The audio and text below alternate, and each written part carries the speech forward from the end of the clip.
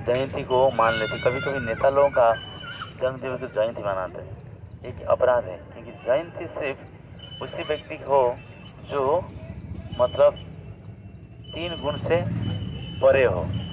तो 3 गुण से परे कौन है? कोई मनुष्य हो सकता है? नहीं है। तो जो त्रिगुणातीत है उसके लिए जयंती लिखना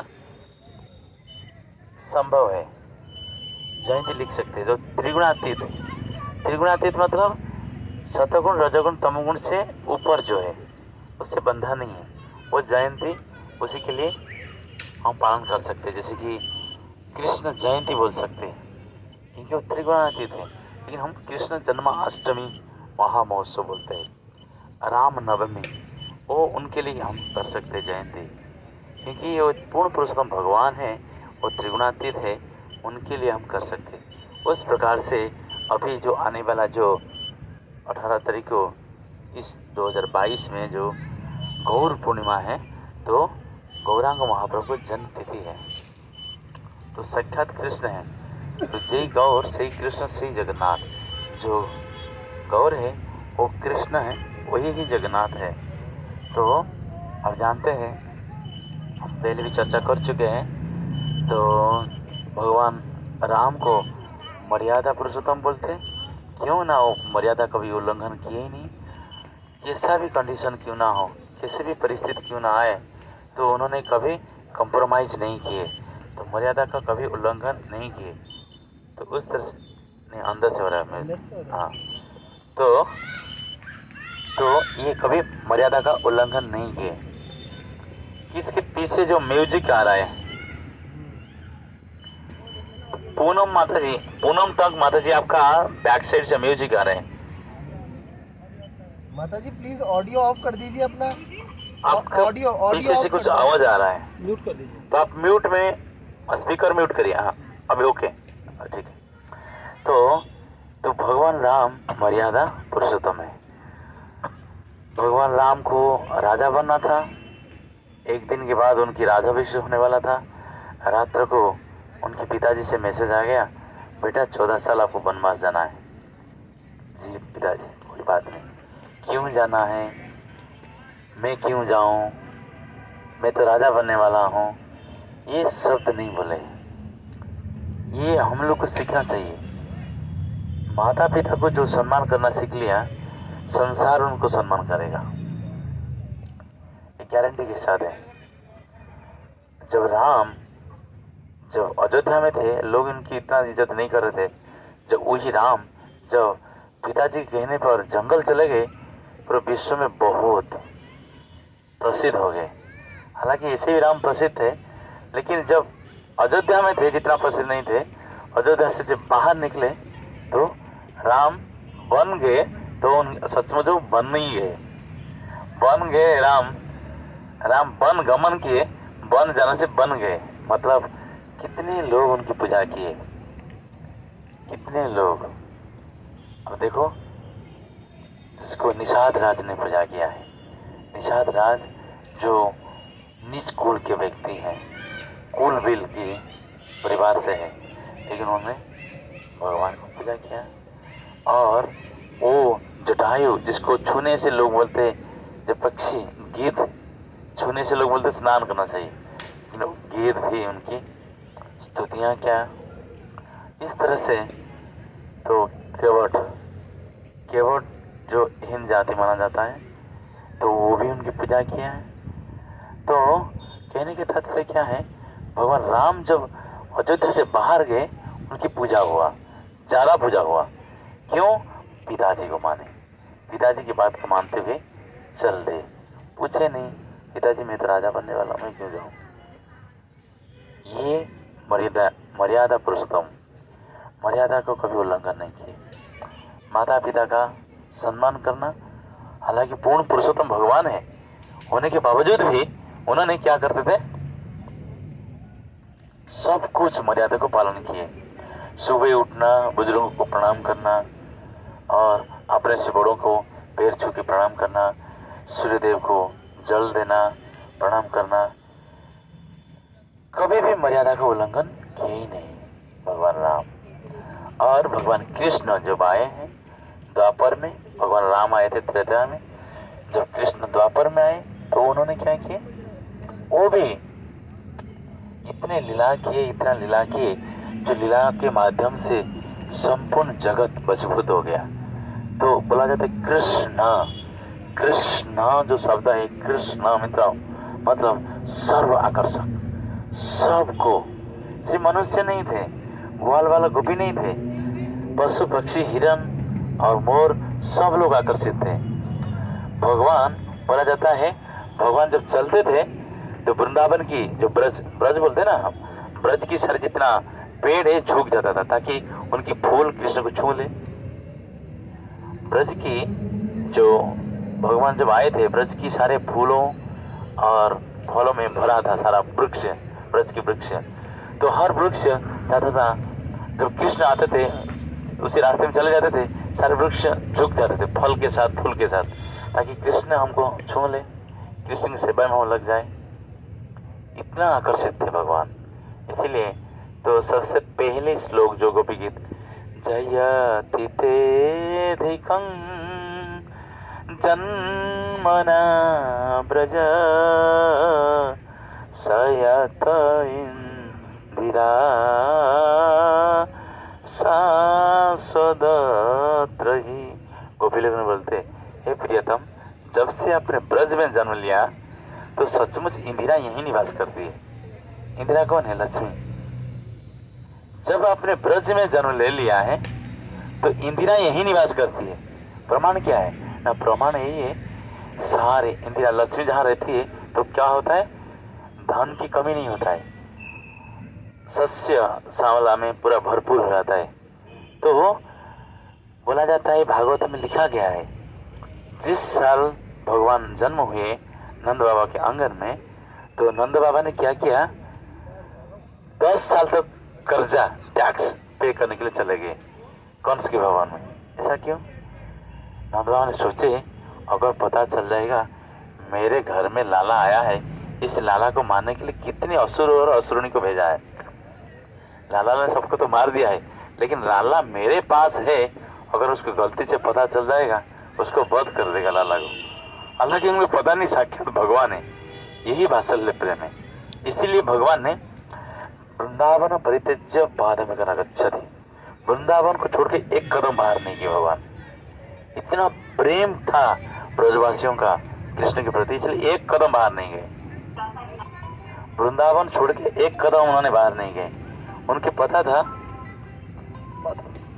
पता था तो ये पूर्ण पुरुषोत्तम भगवान है, सारे ब्रजवासियों को पता था पूर्ण पुरुषोत्तम भगवान है, ये अगर छोड़ के चला जाएगा तो शांति हमको नहीं मिल पाएगा। इसलिए तो यहाँ पे गोपी लोग ने बोलते, जब से आपने ब्रज में आ गया, इंदिरा यहीं तो निवास करती है, लक्ष्मी यहीं निवास करती। इतना सस्य आया, इतना सस्य श्यामला में भर गया, सारे पेड़ में फल हो गया, सारे पेड़ों में फूल और फल भर गया, जमुना पूरा भर के बहने लगी। तो ये कब संभव होता है? जब लक्ष्मी निवास करती उस स्थान पे। तो गोपी लोग नहीं स्तुति करते। और मैं जहाँ तक बोला, नंद बाबा ने गए थे उधर टैक्स पे करने के लिए, इसीलिए पे किए कि इतना सस्य श्यामला हो गया, धान गेहूं में इतना भर गया, तो बोला 10 साल का एडवांस दे दूंगा टैक्स, ताकि हर साल टैक्स लेने के आते ना सेना लोग ना आएंगे, पता चल जाएगा, इंक्वायरी करेंगे, पता चल गया यहाँ कुआं कुआं कोई आवाज़ कर रहा है, लगता है यहाँ पे छोटा बच्चा कोई है, जाके मैसेज कर देगा, और फिर कौन सा आएगा उसका वध कर देगा। इसीलिए उनकी सेना ना आए, तो इसीलिए राजा है ना नंद बाबा, बोले 10 साल तक एडवांस टैक्स पे कर दिए। जब भगवान पैदा हो गए तो ये ब्रज की हाल हो गया था, पूरा ब्रज सब कुछ धन संपदा में भर गया था। भगवान ने ये भी वादा किए थे ब्रजवासियों को भगवान ने वादा किए थे, ये आपका गोपाल चंप में लिखा गया है, देखो तुम्हारे पास लक्ष्मी नहीं रहेगा तो क्या कन्हैया, लक्ष्मी नहीं रहेगा तो फिर घर का संसार कैसे चलेगा ना, घर संसार मैं चलाऊंगा। मतलब तुम्हारे पास अगर लक्ष्मी रह जाएगा, मतलब धन की देवी रह जाएगी, तो तुम्हारा अंदर घमंड आ जाएगा, तुम लोग मुझे भूल जाओगे, इसे धन तुमको नहीं दूंगा, और लेकिन तुम्हारा घर चलाऊंगा। साल भर में कभी तुम्हारा खाने पीने का, कपड़े में कभी नहीं रहेगा। अब ब्रज में देखिए, अभी ब्रज में करोड़ों करोड़ों लोग आते हैं। कोई बोलता है मेरी तरफ से आज 1 महीना तक अनाज है, मेरी तरफ से आज पूरे कंबल है, मेरी तरफ से आज ये धोती है, मेरी तरफ से ये मतलब साड़ी है। इस तरह से ब्रज में आके बड़े बड़े धनाढ़ व्यक्ति आके बांटते रहते हैं। ये भगवान की वरदान है।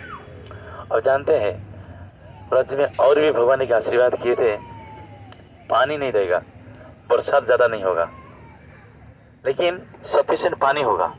बरसात ज़्यादा क्यों नहीं होगा? क्योंकि ब्रज में संत लोग क्या करते हैं, पेड़ के नीचे सो जाते हैं। कहाँ सो जाते हैं? पेड़ के नीचे, जमुना के किनारे सो जाते हैं। अगर बरसात, भारी बरसात होगा, वो कहाँ जाएंगे? भगवान ये कब से हुआ? जब इंद्र को शास्ति दिए भगवान, इंद्र ने बहुत भयंकर बरसात किया, तो उसी समय तो भगवान ने ये वादा किए थे। मतलब बरसात, आप देखें जो बरसात होता है ना, जो दिल्ली में, बॉम्बे में जो बरसात होता है, इतना बरसात ब्रज में होता है नहीं, लेकिन सफिशिएंट पानी होता है। तो भगवान ये दिखाना चाहते हैं, लीला के माध्यम से दिखाना चाहते हैं, he is the controller, he can control each and everything, he is ईश्वर। ईश्वर जो हम बोलते हैं ना, ईश्वर, जो संस्कृत में, हिंदी में जिसको ईश्वर बोलते हैं ना, इंग्लिश इसको बोलते हैं कंट्रोलर। वही कंट्रोलर है। बरसात करने वाला कौन है? इंद्र है, उनके कंट्रोल में। तुमको ज्यादा वर्षा नहीं करना है, लेकिन पानी भर भर के रखना है, राइट? तो जैसे कि इसको वरुण देव को, पानी के देवता है ना वरुण देव, बोलते यहाँ पे सफिशिएंट पानी रखो। अब जानते हैं वरुण देव की राज्य में क्या होता है? वरुण देव के राज्य को बोलते हैं, वरुण देव के राज्य को बोलते, मैं भूल रहा हूँ, नाम भूल रहा हूँ। तो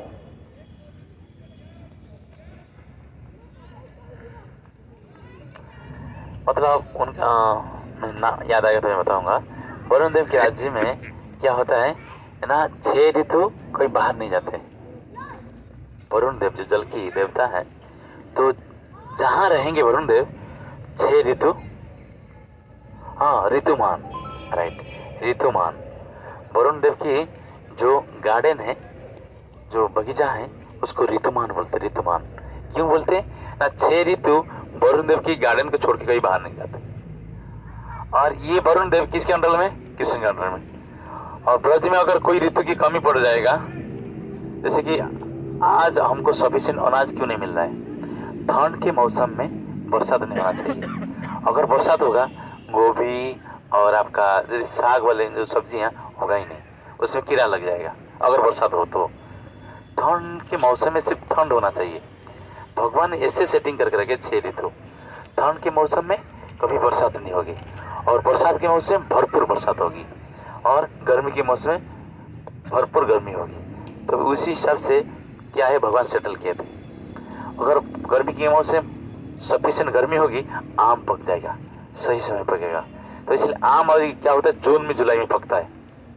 लेकिन आम की पकने का समय क्या है? अप्रैल है। लेकिन अभी क्यों पकता है जुलाई में? गांव में मैं देखा जुलाई में भी आम होता है, पकता ही नहीं है। कारण क्या है? ऋतु जो हमारा सीजन है, सीजन सही समय नहीं चेंज होता है।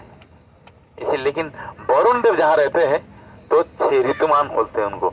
6 ऋतु उनके साथ में रहते हैं। और वरुण देव कहाँ रहते हैं? जब भगवान बुला देते हैं, वरुण देव आ जाते हैं। तो इसलिए जब भगवान यहाँ पे ब्रज में जन्म ले लिए, तो सारे ऋतु सही सही अलामत, जैसे समय से आते रहते हैं भरपूर।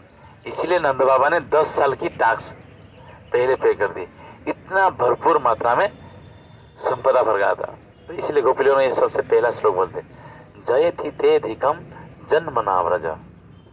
जब है प्रियतम, जब आप ब्रज में जन्म ले लिया, तब से क्या है, ये इंदिरा यही निवास करती है। इंदिरा मतलब लक्ष्मी, धन की देवी लक्ष्मी यही निवास करने लग जाती है। क्योंकि हमारे पास ना पानी की कमी है, ना आम फल की कमी है, ना वस्त्र की कमी है, ना अनाज की कमी है। तो कहने का तात्पर्य क्या है, ये भगवान कृष्ण लीला पुरुषोत्तम है, लीला के माध्यम से सबको आकर्षित कर दिए। तो वो जो लीला पुरुषोत्तम लीला विस्तार किए, द्वापर में वही लीला पुरुषोत्तम इस कली में आए, प्रेम पुरुषोत्तम के रूप में, गौरहर के रूप में आए। हालांकि शरीर तो वही है, कृष्ण जैसे ऊंचाई है, सब कुछ वही है, लेकिन कृष्ण बन दूसरा कृष्ण, कृष्ण की वर्ण नहीं है, राधा की वर्ण है। और कृष्ण मतलब कृष्ण अंदर से कृष्ण है, बाहर से राधा कांति है, राधा रानी के भाव से आए। क्यों भगवान आए ये वेश में? तो भगवान जानना चाहते थे गोपी लोग और राधा रानी मुझे पाने के बाद क्या आनंद महसूस करते हैं। ये कब हुआ ना, भगवान एक बार द्वारका में जब थे, चले जा रहे थे, चलते हुए जा रहे थे, दीवार में देखे, द्वारका का दीवार कैसा था? हीरे में बना था, पारसमणि हीरे में बना हुआ था, चक चक चक चक कर रहा था, चकमक कर रहा था। तो भगवान एक दिन जा रहे थे, तो पुदाम्बर के साथ जा रहे थे, दीवार में देख लिए, अपने आप को देख लिए, तो अपने आप को देख लिए, विस्मित हो गए। तो भगवान बोले अच्छा ये सुंदर पुरुष कौन है? तो भगवान बोले खुद को देख रहे, अरे मैं तो जो पहना ये सामने यही है, तो क्या मैं हूँ? तो भगवान उसको निहारने लगे, खुद को निहारने लगे, मैं इतने सुंदर हूँ। तो खुद को देखने लगे, तो मैं इतने सुंदर हूँ जिसके कारण ब्रजवासी लोगों ने और गोपी लोगों ने इतना प्रसन्न होते। क्या राधा रानी को भगवान ने तुरंत मन में इच्छा की? देखिए हमारा मन और भगवान का मन, हमारा मन और हमारा शरीर अलग है। शरीर जो है हमारा मन नहीं है, कि शरीर में हम यहाँ बैठे हुए, लेकिन मन हमारा इमीडिएटली चला जाता है, उड़ के चला जाता है। अमेरिका में क्या हो रहा है, जापान में क्या हो रहा है, उड़ के चला जाता है। हमारा शरीर और मन में भेद है, अलग है, लेकिन भगवान की शरीर और मन एक ही है, सब कुछ उनका एक है। भगवान की मन जो है, उनके शरीर यही है। मन में आया, जब राधा रानी मेरे को देखती है इतना प्रसन्न क्यों हो जाती है? तो मैं जानना चाहता हूँ राधा रानी मुझे देखती है इतना आकर्षित क्यों हो जाता है, इतना प्रसन्न क्यों हो जाती है, मैं जानना चाहता हूँ। भगवान ये जब देखे दीवार में अपना रूप को देख के, तो मन में सोच रहे राधा रानी जब मुझे देखती है इतना प्रसन्न क्यों हो जाती है, उसको क्या आनंद मिल रहा है? तो क्या आनंद मिलने मैं जानना चाहता हूँ। तुरंत मोल्टन गोल्ड हो गए, राधा रानी की कलर हो गया। कृष्ण थे, वही कृष्ण है, लेकिन कलर हो गया राधा रानी की, पिघले हुए सोने की तरह। राधा ने इतना सुंदर है, मतलब पिघले हुए सोने की तरह। अब सोना है, सोना को मोल्ड जब मतलब मेल्ट किया जाए, जो कलर है राधा रानी कलर है, वो इमीडिएटली कृष्ण उसी कलर आ गए। तो नारद जी बोले भाई साहब आप इस कलर में आए, तो मोर पंख तो लगा है, लेकिन इस कलर में है तो कभी तो देखा नहीं, कभी इस कलर में तो आइए, संसार आपको जाने। तो नारद ये बात बोलना मत किसको, मैं आऊँगा कली के प्रारंभ में, द्वापर के अंत कली के प्रारंभ में आऊँगा मैं। कहाँ आओगे?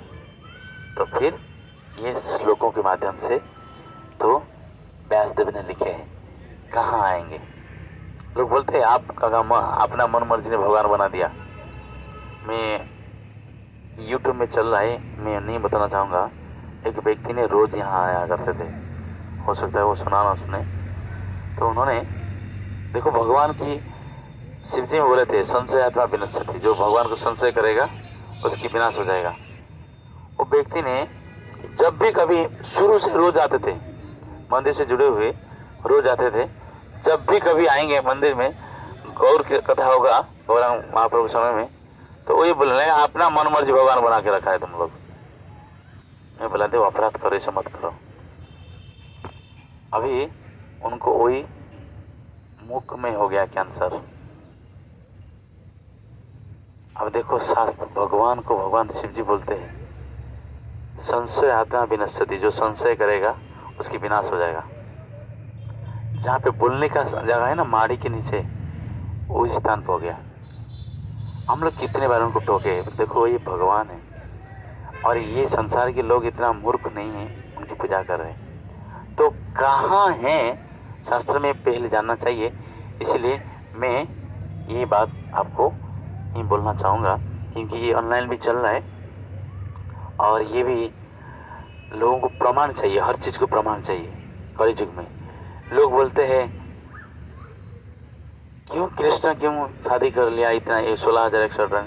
भाई साहब, कृष्ण क्यों शादी किया 16,108 बात नहीं है, आपके मन में हो रहा है मैं क्यों एक शादी किया है, मैं क्यों 16,000 नहीं शादी किया, यही आपका मन में है ना। तो ये नहीं बोल रहे हो आप कृष्ण क्यों 16,000, आप एक ही पत्नी को नहीं संभाल पा रहे हो तो 16,000 की बात क्यों सोच रहे हो। व्यक्ति अपना घर की बात नहीं सोच रहे हैं, व्यक्ति दूसरे की बात। अभी संसार में क्या है, लोग अपने दुख में जितना दुखी नहीं है, दूसरे के सुख से इतना दुखी है। आज संसार के लोग दूसरे के सुखों से दुखी है। तो जो लोगों की जहां तक प्रमाण की बात है, तो हम आज प्रमाण की चर्चा करेंगे। साथ साथ तो गुरु महाराज के एक इंस्ट्रक्शन है, जितने लोग सब आश्रय कर रहे हैं और जो आ रहे, क्या वो लोगों ने मंदिर को पूजा मतलब समय दे सकते, मंदिर की सेवा कर सकते और मंदिर की आरती वगैरह, मंदिर की जो पूजा पाठ ठीक तक कर पाएंगे। तो इसीलिए मैंने ये सारा कुछ लाया है, ये सिस्टम सिखाने के लिए, दिखाने के लिए। जो ऑनलाइन अटेंड करे तो कुछ मैं जब बोलूँगा वीडियो ऑन करने के लिए, आप वीडियो ऑन कर सकते हैं। तो मैं और सेकेंड फेज में ये बोलना चाहूँगा, तो आरती हम कैसा करना है और भोग कैसे लगाना है, ये मतलब इस्कॉन लीडरशिप आगे जाके आप अगर आपने इस्कॉन ज्वाइन करते हैं, मतलब रेगुलर आते रहते हैं, तो मान लीजिए आपने मंदिर आए, कोई पुजारी की तबीयत खराब है, आप भी आरती कर सकते हैं इमीडिएटली। प्रभुपाद का मकसद था, तो ISKCON devotee he should be perfect in each and every field, सारे फील्ड में परफेक्ट होना चाहिए। तो जो इस तरह से प्रशिक्षण दिया जा रहा है मायापुर में, वृंदावन में और पुणे में और बॉम्बे में। क्या दिया जा रहा है ना,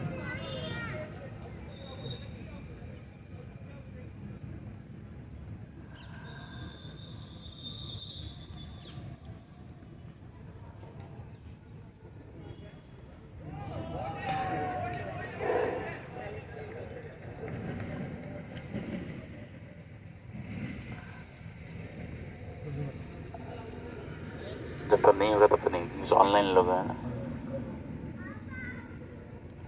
हरे कृष्णा कृष्ण कृष्ण हरे हरे, हरे राम राम राम हरे हरे। हरे कृष्ण कृष्ण कृष्ण हरे हरे, हरे राम राम राम हरे हरे। हरे कृष्ण कृष्ण कृष्ण हरे हरे, हरे राम राम राम हरे हरे। हरे कृष्ण कृष्ण कृष्ण हरे हरे, हरे राम राम राम हरे हरे। हरे कृष्ण कृष्ण कृष्ण हरे हरे, हरे राम राम राम हरे हरे। हरे कृष्ण कृष्ण कृष्ण हरे हरे, हरे राम राम राम हरे हरे। हरे कृष्ण कृष्ण कृष्ण हरे हरे, हरे राम राम राम हरे हरे। हरे कृष्ण कृष्ण कृष्ण हरे हरे, हरे राम राम राम हरे हरे। हरे कृष्ण कृष्ण कृष्ण हरे हरे, हरे राम राम राम हरे हरे। हरे कृष्ण कृष्ण कृष्ण हरे हरे, हरे राम राम राम हरे हरे। हरे कृष्ण कृष्ण कृष्ण हरे हरे, हरे राम राम राम हरे हरे। हरे कृष्ण कृष्ण कृष्ण हरे हरे, हरे राम राम राम हरे हरे। जो मैं से बोल रहा था, जो इस्कॉन की जो ब्रह्मचारियों का एक स्पेशल हर साल वर्ल्ड वाइड एक मीटिंग होता है, इस्कॉन लीड इस तरह से। तो कांग्रीगेशंस जो लीड हैं, जिसमें से महाराज, सारे महाराज लोग, गोपाल की जितनी सारी जीबीसी मतलब गवर्निंग बॉडी कन्वेंशन इस्कॉन की, ये चाहते हैं जितने लोग जुड़े हुए they should be expert in each and every field. वो लोगों ने हर क्षेत्र में एक्सपर्ट होना चाहिए। जैसे मैं बोल रहा था, जैसे बम्बे हो गया, जुहू हो गया, मायापुर हो गया और आपका पुणे हो गया, प्रशिक्षण केंद्र है। तो उसमें एक व्यक्ति को, चाहे माता हो पुरुष को, उनको सिखाया जाता है हाउ टू कुक, किस तरह से भोजन बना सकते ठाकुर जी को, और किस सदाचार भाव के साथ, और किस तरह से कीर्तन करना है, how to play the mridangas, kartalas, harmonium, और इस तरह से फिर वह सिखाया जाता है how to dress up the deities, विग्रह को किस तरह से कपड़ा पहनाना है, कपड़ा ये मन ढंग से ऐसे नहीं है, कैसे पहनाना सिस्टमेटिक। और तो फिर किस तरह से भगवान को श्रृंगार करना है बिंदी के साथ। अब देखिए ना, कुछ प्रभु जी लोग ने इतना एक्सपर्ट है। आप देखिए, जैसे कि 5:15 में हमारा अल्टर बंद होता है, 7:15 बजे हमारा दूसरा आरती हो, इन बिटवीन वो लोगों ने पूरा मेकअप करके पेंटिंग करके पूरा सब कुछ रेडी कर देते हैं। जहाँ यहाँ तक कम बिक रहे हैं। अब देखो यहाँ राधा माधव अष्टसखी देखो कितने सारे बिक रहे हैं, अष्टसखी कितने ऊंची ऊंची विग्रह है, और साथ में राधा माधव है, और कितने सारे विग्रह है। तो 1 घंटे के अंदर दे आर सो एक्सपर्ट, फटाफट नहीं कर देते। कृष्ण जी को यहाँ कर रहे थे, यहाँ कर रहे थे, यहाँ कर रहे थे, राधा रानी को इतना एक्सपर्ट वो लोग। तो ये सब कुछ में एक्सपर्ट होना चाहिए, प्रभुपाद बोलते हैं। साथ साथ में प्रवचन भी दे सकता है। मान लीजिए प्रभुपाद बोला करते थे, devotees should always be ready, with in 5 minutes they can be prepared for lecture. सिर्फ 5 मिनट, मान लीजिए कोई स्पीकर नहीं आया, प्रवचक नहीं आया, 5 मिनट के अंदर दूसरा कोई प्रवचक इमीडिएटली रेडी हो जाना चाहिए। तो हर समय ये क्या होना है, स्क्वीज, इसकी जो रबर होता है, स्पॉन्ज होता है, वो डूबे रहता है हमेशा। मान लीजिए पानी में डूबे थे, अब स्क्वीज कर देंगे सारा पानी निकल जाएगा। इस तरह से डिवोटी हर समय पूरा डूबे होना चाहिए, पूरे शास्त्रों के ज्ञान के माध्यम से डूब के रहना चाहिए। कहने का तात्पर्य इसको रोज पढ़ना है। इसलिए मैंने वीडियो भी कितने बार भेजा है। अब हमारा गुरुदेव जो परम पूज्य गोपाल कृष्ण गोसाई महाराज जब भी ड्रेसिंग भी करते हैं और ठाकुर जी को स्नान भी करते हैं, एक ब्रह्मचारी ने पढ़ता रहता है। कभी एक मुहूर्त ना हो कोई संसारी चीज आ जाए कान में, तो महाराज ड्रेसिंग करते रहेंगे, शालिग्राम को स्नान कराते रहेंगे, अब ऐसे सेटिंग करते रहेंगे। तो फिर क्या होता होगा, साथ में एक ब्रह्मचारी पढ़ता रहेगा भागवतम पढ़ता रहेगा, उसमें महाराज सुनते रहेंगे। एक क्षण, अब देखिए क्या है इसका रीजन, क्या है मैं बताता हूँ। एक व्यक्ति ने क्या करा था, एक पीपल की वृक्ष था, उसके अंदर क्या किया, रोज पानी डालता था, स्नान करके आता था, थोड़ा सा पानी बचता था, उसमें डाल देता था। तो एक दिन क्या हुआ, अचानक पानी डाल रहा है, एक सुंदर सा व्यक्ति खड़ा हो गया सामने। तो ये बोला, आप कौन हो? ना आप पहचान नहीं पाते मुझे, रोज आपने मुझे जल पिलाया, मैं अशांत आत्मा था, इस पेड़ में रहता था, पीपल के पेड़ में रहता था, आपने मुझे रोज पानी पिलाया, रोज।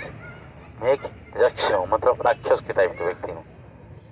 तो लेकिन मैं अशांत था, मुझे पानी नहीं मिल रहा था, लेकिन रोज आपने मुझे पानी पिलाया, मैं आज प्रसन्न हो गया है, और मेरे पास इतना पावर है, आप जो मांगोगे इमीडिएटली मैं आपको दे दूंगा।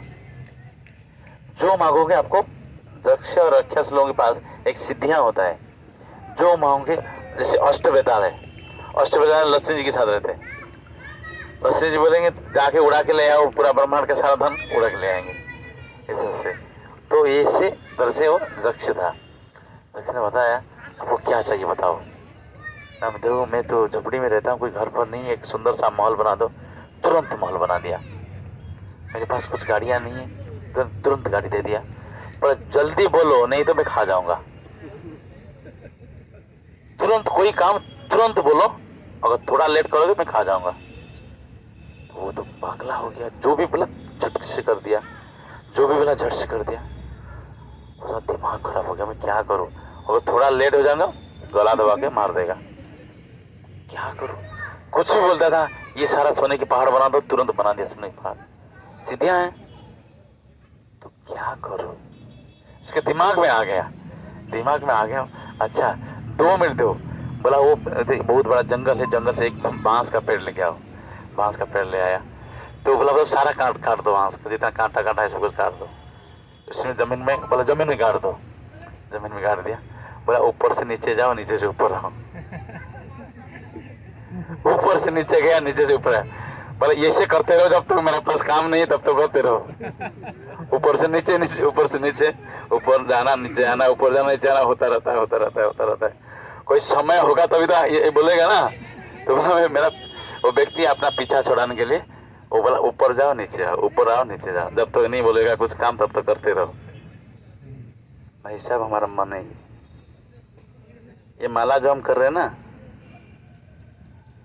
कहाँ है माला? ये माला जो हम कर रहे हैं ना, हम मन वो पिशाच की तरह है। थोड़ा सा लीजर हो जाएगा ना संसारी चीज में, ये चला जाएगा, बेगास चला जाएगा। यहाँ बहुत सारे फिल्मी मल्टीप्लेक्स फिल्मी देख के आ जाएगा जाके, और नीचे मटन की दुकानें जाके लेके आ जाएगा, बना के खा लेगा। इसलिए क्या है, पिशाच की तरह है, थोड़ा उसको लीजर दे देगा वो कुछ ना कुछ बढ़ जाए। तो इसीलिए हम ऊपर जा रहे नीचे आ रहे, ऊपर जा रहे नीचे आ रहे। मन इसमें लगाना है ना, ऊपर जाओ नीचे आओ, ऊपर जाओ नीचे आओ, ये करते करते कोई समय होगा तो दूसरे बारे में सोचोगे ना। तो इसलिए हम माला करते, आचार्य लोग इसलिए बोलते हैं वो मन को कंट्रोल करने के लिए, इसी के ऊपर हम रहने के लिए। इसीलिए मन कभी भी कुछ भी कर सकता है। इसलिए महाराज लोग बोलते हैं मन को एंगेजमेंट दीजिए।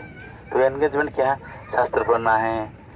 तो मुझे तो पता नहीं चल रहा है कसम से, मैं हो सकता है जो ऑनलाइन में सोचता होंगे तो ये अहंकार बोल रहे हैं, मुझे पता नहीं चलता है समय का, कहाँ दिन होता है कब रात होता है। इससे सेवा रहता है, इससे सेवा रहता है। अब सेवा में उलझे रहते हैं तो मुझे पता नहीं चलता है कब दिन हो गया कब रात हो गया। मैं सोचता हूँ ये चीज़ काम करूँगा, तो मान लीजिए कुछ पढ़ रहा हूँ, उसको नोट कर रहा हूँ, नोट करते करते पता चले 3:30 हो गया, मंदिर जाना है। तो मंदिर गया, मंदिर के साथ प्रोग्राम करते करते अरे 1 बज गया, फिर ऊपर जाना है। खाने के बाद ये भागवत देखना, ये देखना है, पता नहीं चला कब दिन होता है कब रात हो जाता है। लेकिन लोग क्या करते हैं, इसमें बीच में कभी टीवी देखते, कुछ कुछ करते। तो मैं बताना नहीं चाहूँगा, मैं देखा है डिवोटी लोग भी ऑनलाइन अटेंड कर दिए हो। मेरे को एक बहन सुनाई है, तो कल मैं गया था उसके घर में, उसकी बेटी की शादी है, मैं गया था।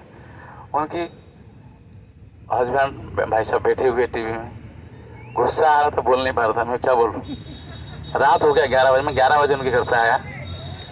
तो मैं देखा वो भाई साहब वो देख रहे, सब ये देख रहा, वो देख रहे, दुनिया भर चल रहा है, टीवी में चल रहा है, कोई हीरो हीरोइंस का है, वो होली चल रहा है, वो देख रहे। मतलब डिवोटी है, कहाँ समय मिलता है मुझे पता नहीं था वो लोगों को। तो मेरे को खाने के लिए दिया, मैं टीवी के पीछे, टीवी को पीछ करके मैं बैठा, वो ऊपर से ऐसे बैठ के देखे, मैं टीवी को पीट के बैठा, क्या देखिए उस चीज को बताओ। लोगों के पास समय होता है टीवी देखने का। टीवी मेरे घर पे था, मैंने उसको दे दिया। क्या करे ये चीज, प्रोपात वाला कहते इडियट वर्क्स। इस संसार की सारे जो गंदगी चीज इसमें है, हम उसके पीछे भाग जाते हैं। तो जब भगवान कृष्ण आए थे, ये गोपी लोगों को पता नहीं चल रहा था कब दिन हो जाता है कब रात हो जाता है। इतना सोच में थे, इतना सोच में थे, इसीलिए वो सबसे श्रेष्ठ भक्त थे। भगवान के श्रेष्ठ भक्त गोपियां हैं। राधा रानी पहले, राधा रानी दूसरे नंबर गोपियां आ जाते, तीसरे नंबर में उद्धव जी, चौथे नंबर पांडव लोग आते, बाद जो लोग आते। सुदामा कितने नंबर पे आएंगे? सुदामा उसी में गोपी भावों में आता है, वो सुदामा गोपी भाव में थे, उसमें सेकंड में आते हैं। तो वो कहने का तात्पर्य क्या है, जब हम भगवान, मैं एक भौतिक एग्जाम्पल दे देता हूँ। कुछ साल पहले हमारे के राष्ट्रपति थे, वो मुस्लिम फैमिली के थे, क्या नाम था उनका, doctor APJ Abdul Kalam. APJ Abdul Kalam को पूछा गया, सर आपने इतना बड़ा डिग्री किया, एरोनॉटिकल इंजीनियरिंग किया, मतलब छोटी मोटी बात है, नासा में आपने कार्य किए, इतना बड़ा पोस्ट है, इतना पैसा है, सर आपने शादी क्यों नहीं की? आप बाल जैसे पागल की तरह इतने लंबे लंबे बढ़ाया है, ये क्या भेष है आपका? उनके बाल था ऐसे लंबे थे, बाल ऐसे यहाँ तक था, ये क्या भेष बना के बैठे आप सर? अब बटन भी ठीक से नहीं दे रहा, यहाँ है कि बटन है, यहाँ बटन नहीं है, ये क्या है सर? सचमुच आप बताइए, ये क्या कारण है? क्या लड़की नहीं मिले आपको? तो उन्होंने बताया, सर देखिए मैं एक गरीब परिवार से पैदा हुआ था, हम लोग भाई बहन 5 थे और मैं 4 नंबर की था। मेरे पिताजी की कमाई था 4 रुपया, और हमको कैसे ठीक से लालन पालन करेगा? तो मैंने सोचा मैं कुछ करूं। मैं जब 4 साल का हो गया, मैंने डोर डोर जाके पेपर बेचने लग गया, और मेरे से मैं 1 रुपया उसमें से मुझे मिलने लग गया। तो पिताजी की मैं मदद कर दिया, 1 रुपया मैं देने लग गया। तो लेकिन मैं जब जाता था पेपर बेचता था। जब रॉकेट चलता था आसमान में, मैं उधर ही खड़े होकर देखने लगा था रॉकेट किस दिशा में जा रहे, किसे जा रहे, किसे जा रहे, कहाँ जा रहे। तो देखते देखते मेरे मन में होता था काश मैं रॉकेट बना सकूं। मेरे मन में से आता था, लेकिन मेरे पास धन था नहीं। तो मैंने क्या किया, पिताजी को मदद करने लगा। अब देखो मैं किससे बता रहा हूँ, किससे पिताजी के आशीर्वाद, माता पिता क्या होता है। तो फिर मैंने बड़ा हुआ। मैं जब बड़ा हुआ और जो कुछ मुझे किताब मिलता था, मैं उसी दिन उसको खत्म करने का दिमाग में रखता था। और मैं इतना अच्छा पढ़ने लगा। मैं जब 12वीं में आ गया, सरकार मेरे को विदेश भेज दिया, मेरिट बेसिस में विदेश भेज दिया पढ़ने के लिए। मैं एरोनॉटिकल इंजीनियरिंग करने के लिए गया। जब मैंने गया, मुझे जो 14 साल हुआ, मैं लैबोरेटरी के अंदर घुसा। मतलब लैबोरेटरी के अंदर घुसा, माता जी हमारे हैं साइंटिस्ट है, वो साइंटिस्ट बन गए। मतलब 14 साल हुआ, मैं लैबोरेटरी के अंदर घुसा, मैं परीक्षण करने लगा, मैं साइंटिस्ट की पढ़ाई करने लगा। और मैं लैबोरेटरी में ऐसा घुस गया, मैं परीक्षा करते करते करते करते करते करते मुझे ये चीज़ मैं भूल गया। मैं जब लैबोरेटरी से निकला, मेरे को 60 साल हो गया है। तो मुझे पता नहीं था इसके बीच में शादी भी होता है और बच्चे भी पैदा करना पड़ता है, बच्चे ये वो चीज़, मैं वो चीज़ भूल ही गया। मैं तो वही परीक्षण में था। परीक्षण करते करते देश की मिसाइल मैन बन गया। भारत की मिसाइल मैन बोलते हैं कौन, एपीजे अब्दुल कलाम को। पर मुझे पता नहीं चला इसके बीच में शादी भी होता है, और शादी दुल्हा दुल्हन के साथ शादी भी होता है, और समाज कैसे होता है, मुझे ये चीज पता नहीं था। कि मैं तो लैबोरेटरी के अंदर था, ये करना है, वो करना है, ये करना है, वो करना। आप देखिए, तो आप बुरा मत मानिए माता जी, मैंने देखा है मेरे दोस्त भी 2 साइंटिस्ट है। वो मतलब फ्रेंड सर्कल में आते तो उनके दिमाग चलता रहे ऐसा। अरे भाई साहब कहाँ हो, अब होटल में बैठे हैं ना, ये क्या हो रहा है, पागल है। नहीं नहीं, वो एक्चुअली कल वो जो मैंने एक्सपेरिमेंट किया था ना, उसका वो मैं सोच रहा था ये होता था, वो हो जाता था। कहाँ बैठे, होटल में बैठे, दोस्तों के बीच में बैठे हुए, दिमाग कहाँ है उधर है। मतलब एक टाइप का हाफ मेंटल जैसे मान जाते हो जाते। तो उनकी ऐसे ऐसे ऐसे ऐसे मतलब अंदर घुस जाते, तो उनको पता नहीं चलता है कि हमको क्या करना है। समाज भी है, हम शादी भी करना है, हमारा कुछ जिम्मेदारी भी है, माता पिता है, ये सब कुछ भूल जाते हैं। तो वो बोला मैं सब कुछ भूल चुका था। आप ये सोचिए, जो एक कर्मी व्यक्ति, जो मटेरियल चीज के अंदर घुसते हुए उसको समाज में कुछ करना है, हम समाज में है, हमारा कुछ जिम्मेदारी भी है, ये भूल जाता है। हम भगत है, भक्ति करने के लिए आए, क्या ऐसा दिलचस्पी आया है अभी, कभी आया है? भगवान वही बोलते हैं, गीता भागवत और चैतन्य चैतन्य शास्त्र पढ़ने का मतलब ये, ऐसा लगन आ जाए एक दिन, ऐसा लगन अगर एक दिन आ गया ना, संसार सबको तुच्छ हो जाएगा। तो राधा रानी को ये भाव वही था। सब राजा की बेटी थी, वो भगवान को दिला रही थी, लेकिन उसको पता नहीं चला था मुझे भी श्रृंगार करना है, मुझे भी अच्छा कपड़ा पहनना है। तो इसीलिए भगवान ने, और लीला मैंने चर्चा कर चुका हूँ, प्रभास यज्ञ की लीला की। सब लोग अपने सीना ठोक के बोलते मैं इतना बड़ा भक्त हूँ, कृष्ण का इतना बड़ा भक्त हूँ, इतना बड़ा भक्त हूँ। इसमें नारद भी आते हैं, उसमें से उद्धव भी आते हैं, 16,108 रानियाँ भी है। लेकिन भगवान बोले ये कोई नहीं है मेरा भक्त, एक ही मेरा भक्त है राधा रानी, सिर्फ एक ही भक्त है राधा रानी। तो ये दिखाने के लिए प्रभास यज्ञों की लीला की भगवान ने। प्रभास यज्ञ जो किए भगवान, उसमें ये दिखा है। प्रभास यज्ञ मतलब क्या है, भगवान द्वारका में थे, वो लीला किए। सब लोग बोल रहे थे हम इतना बड़े भक्त हैं। ये तो उद्धव जी बोलते थे मैं तो इनकी शिष्य हूँ, किसकी, बृहस्पति की शिष्य हूँ, सारे ज्ञान के भंडार में हूँ। नारद जी बोले तो मैं 24 घंटे लेता हूँ भगवान का नाम, 24 घंटे लेता हूँ। अच्छा, भगवान बोला 24 घंटे लेता हूँ, ठीक है देखता हूँ। तो ये रानियां बोलते हम तो उनकी पत्नी है, रोज हाथ पे मसाज करते, रोज सेवा करते, हम सबसे बड़ा शुद्ध भक्त हमें, रोज सेवा करते उसके। तो भगवान बोले अच्छा ठीक है। तो भगवान ये दिखाना चाहते थे प्रभास यज्ञ के माध्यम से, सबसे शुद्ध भक्त कौन है जो 24 घंटे मुझे चिंतन करता है, प्रभास यज्ञ जब हो गया, खत्म हो गया, स्वाहा स्वाहा तसी अनाज डालना और शस्य डालना हवन में, वो तो सब लोग कर रहे थे। जब ये खत्म हो रहा था, भगवान ने बोले एक घंटी, एक बहुत बड़ा घंटी था, एक घंटी तभी बजेगा जब ये सही सलामत यज्ञ संपन्न हो जाएगा, तभी घंटी बजेगा। तो ब्राह्मण लोग ने, हम तो जितना मंत्र उच्चारण करना था हम कर लिए, स्वाहा स्वा जितना करना है तो कर लिए, लेकिन घंटी नहीं बज रहा है। तो भगवान बोले घंटी बजाने का उपाय मेरे पास है। मेरा कोई शुद्ध भक्त होगा, जाके घाघरा,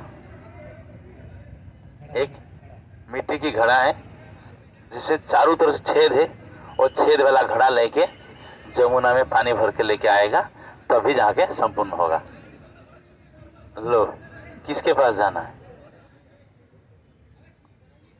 सबके दिमाग चकरा गया। जिस घड़ा में चारों तरफ छेद रहेगा, उसमें पानी कैसे आएगा? भगवान बोले जो शुद्ध भक्त होगा वो लेके आ सकता है। तो लो, अभी सब लोग पीछे हटने लगे, कौन जाएगा? शुद्ध भक्त है कौन? तो चलो रुक्मिणी से पहले कर लेते हैं, सबसे पहला पैटरानी है, शादी के सबसे पहला लव मैरिज किया है ना, सबसे पहला लव मैरिज रुक्मिणी किया है ना। चलो रुक्मिणी से शुरू करते हैं। रुक्मिणी के लिए बोले देखो, आप अगर जाके घाघरा भर के लेके आ जाओगे, तो पानी लेके आ जाओगे तो यज्ञ संपन्न होगा। रुक्मिणी को दे दिए। रुक्मिणी जो दिए, हालांकि रुक्मिणी के पास शुद्धता तो था, पूरी तरह से नहीं था लेकिन था। रुक्मिणी क्या की, जाके घाघरा लेके, जो घड़ा, जो घड़ा बोलते हैं राइट, घड़ा को लेके पानी भर ली। भरने के बाद उठाई, सर पे उठा ली, तब तक एक बूंद गिरा नहीं, एक बूंद नहीं गिरा। मैं एक लेक्चर में हूँ, बाद में बात करूँगा, ठीक है? हरे कृष्ण। तो रुक्मिणी सर पे रख ली, पूरा छेद में, पूरे का घड़ा में पूरी तरह से छेद है, लेकिन सर पे रख ली। मतलब भगवान चाहते थे, ये दिखाना चाहते रुक्मिणी मुझे प्रेम तो करती है। जैसे एक कदम चलने लगी, पानी ऊपर गिरने लगा, तो रुक्मिणी लज्जित हो गई, बोले मैं शुद्ध भक्त नहीं हूँ, इसके मतलब छोड़ दी। बाकी सारे जितने सारे लोग कोशिश किए, कोई नहीं कर पाए। बाकी भगवान देख रहे थे आजू बाजू में, कोई कर सकता है, देखते कौन बोल रहा है। जितने सारे थे सब पीछे हट गए। भगवान इस यज्ञ में वृंदावन वासी को भी बुलाए थे। बोले कोई बात नहीं, अगर द्वारकावासी मथुरावासी नहीं कर पाए, एक बार कोशिश करके देखते, कोई वृंदावन से आए क्या? लीला पुरुषोत्तम इतना लीला में लीला का उनको पता है, वृंदावन से आए। बोले देखते हैं कोई वृंदावन वाला कर सकता है क्या? मैं क्यों बोल रहा हूँ ये चीज? राधारानी की भाव बोल रहा हूँ, इसमें राधा का भाव है। वही राधा भाव में महाप्रभु आए, इसलिए मैं ये उस पॉइंट पे आऊंगा। तो वृंदावन में जो आए हैं, कोई कर सकता है क्या? हाँ, वृंदावन वासी, ब्रजवासी कोई कर सकता है? तो कोई नहीं उठ रहे थे। एक पागली उठी, पूरा बाल फाल बिखरा हुआ है, फट्टी टूटी साड़ी पहनी हुई है, ना श्रृंगार है, मुख सूख जा चुका है। तो उठी, बोली मैं कर सकती हूँ। नहीं तुम बैठ पागल, बैठो बैठो बैठो बैठो। कौन सा पागल कहाँ से आ गया? इतने बड़े रानी नहीं कर पाए, तुम सब लोग उनको बोल रहे थे। बोले पागली कहाँ से आ गई? ये जो बैठा था बैठा, वो नहीं कर सकती है। वो पागली हो चुकी थी, कृष्ण के प्रेम में पागली हो चुकी थी और राधा रानी। सब लोग बोले पागली बैठ बैठ। तो भगवान ने बोले नहीं मौका तो दीजिए। पागली हो गया क्या? उसका प्रेम हो सकता है? वो पागली कौन थी? राधा रानी थी। भगवान मौका दे के देखिए क्या हो रहा है। तब राधा रानी आई। 100 साल तक बाल नहीं बनाई थी, 100 साल तक श्रृंगार नहीं की थी। भगवान ने धरती में 129 साल थे, 11 साल वृंदावन में, 18 साल मथुरा में और 100 साल द्वारका में।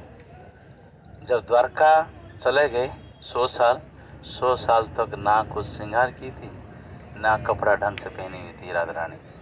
ये त्याग था, ये प्रेम था। तो राधा रानी जो उठी, बिखरा हुआ बाल, फटी टूटी साड़ी, बोली मैं करूँ, बोल दे दिया जाए उसको घाघरा दे दिया जाए। वो लेके चल दी, जाके जमुना में सबके सामने पानी भरी, जिस घाघरा में पूरी तरह से छेद है, पानी भरी, पानी लेके पानी भरी पूरी तरह से, और पूरे कोई हाथ नहीं लगा, सर पे रख लिए से, हाथ में पकड़ना नहीं पड़ा उसको, सर पे रख ली, इस चल दी, आके यज्ञ स्थल में रख ली। जब यज्ञ स्थल में रख ली, घंटा टंग टंग टंग टंग टंग बहुत जोर से बजना, पुष्प देवता लोगों ने पुष्प वृष्टि किए, पुष्प वृष्टि किए। भगवान तो ये जानना चाहते थे ना, भगवान ये दिखाना चाहते सचमुच कौन प्रेम करती है मुझे। संसारी लोग, सब लोग बोलते, मेरी पत्नियों भी मुझे बोलते प्रेम करते, ब्रजवासी बोलते प्रेम करते हैं, सब लोग प्रेम करते, असली प्रेम कौन करते हैं, ये दिखाने के लिए देवता ने पुष्प वृष्टि किए। तो देवता पुष्प वृष्टि किए तो भगवान बोले, अच्छा देखो ये पागली है कौन, लीला पुरुषोत्तम, उनको पता है ये कौन है, कहाँ से आए हो आप? ना मैं ब्रज से आई हूँ। पिताजी के नाम क्या है? ना वृषभानु और कीर्तिदा मेरे माँ है। सब लोग प्रणाम करने लगे, सब लोग प्रणाम करने लगे। तो भगवान ने रोए। भगवान असली प्रेम यही करती है, बाकी जो संसारी की जो प्रेम है दिखावटी प्रेम है।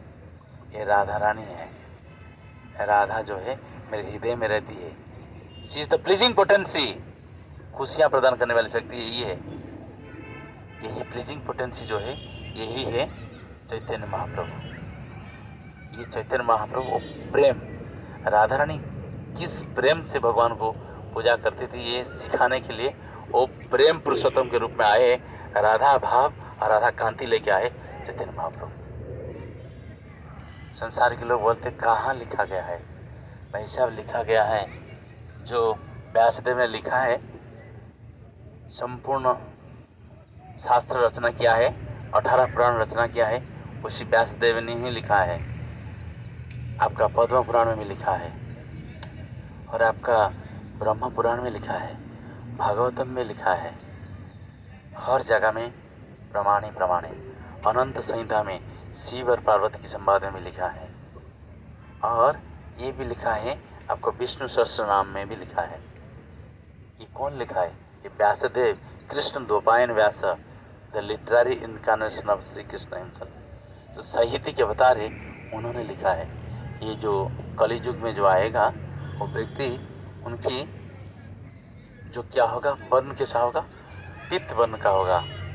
तो सबसे पहले हम चर्चा करने के लिए चलेंगे श्रीमद् भागवतम की 10वीं स्कंद, जिसमें ये वर्णन आता है। 10वीं स्कंद भागवतम में चलिए, यहाँ पे लिखा है कृष्ण जो है वही जगन्नाथ है, वही गौर है।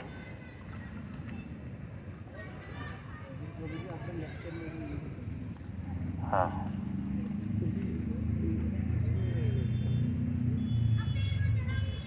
तो ये भी मन में सवाल है, ये कब आता है, किससे आता है, कब आता है? तो इसमें वर्णन आता है, जैसे 4 चतुर्युग होता है ना, 4 चतुर्युग होता है, सत्य, त्रेता, द्वापर, कली, 4 युग है। ये 4 युग जो है बोला जाता है, ये 4 युग जब ये 4 युग 71 चतुर्युग जब आता है, 71 चतुर्युग में तो क्या होता है, एक मनवंतर होता है। एक मनवंतर कब आता है ना, 71 चतुर्युग हो जाएगा एक मनवंतर। तो फिर जो 14 मनवंतर में एक कल्प होगा, 14 मनवंतर होगा। और लिख लीजिए 4 चतुर्युग 71 टाइम्स आएगा और एक मनवंतर होगा, और 14 मनवंतर एक कल्प होगा। ठीक है, तो एक कल्प जो है, एक कल्प क्या है ना, 1000 टाइम्स ऑफ सत्य त्रेता द्वापर कली, सत्य त्रेता द्वापर कली, जो 1000 बार आता है, इसको बोलते हैं एक कल्प। इसी एक कल्प में एक बार ये आते हैं। गौरांग महाप्रभु। बाकी समय में ये गौरांग महाप्रभु गौर नारायण के रूप में आते हैं, लेकिन इकहत्तर चतुर्युग में एक बार आते हैं वो गौरांग महाप्रभु के रूप में, जो उनकी मोल्टन गोल्ड कलर है। तो ये कहाँ लिखा गया है? जो चैतन्य महाप्रभु भगवान है, तो इसमें से ये भागवतम की सबसे पहले आपने पहला प्रमाण चलते 10वें स्कंद की 8वें अध्याय 10:8-13 जो ऑनलाइन अटेंड कर रहे हैं आप इसको लिख लीजिए। तो चैतन्य महाप्रभु भगवान है, इससे प्रमाण कहाँ कहाँ है? 10th कैंटो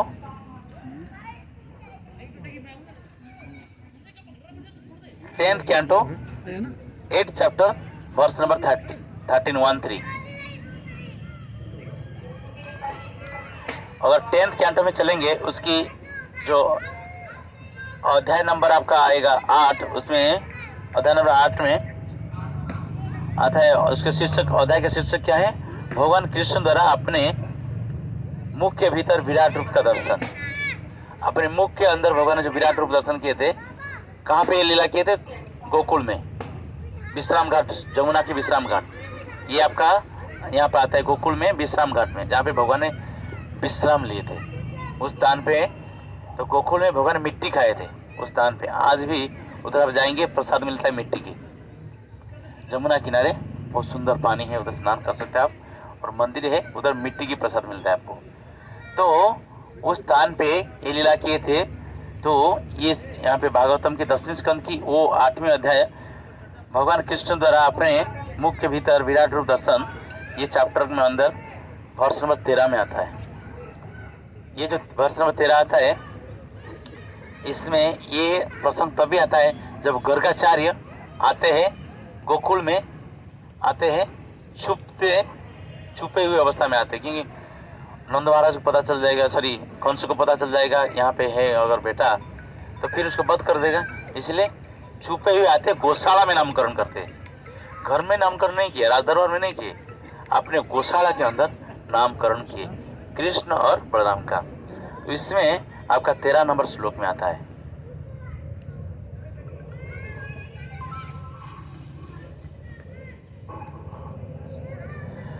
आसन्न वर्णत्रयो ह्यस्य गुणन्ने अनुजुगतनु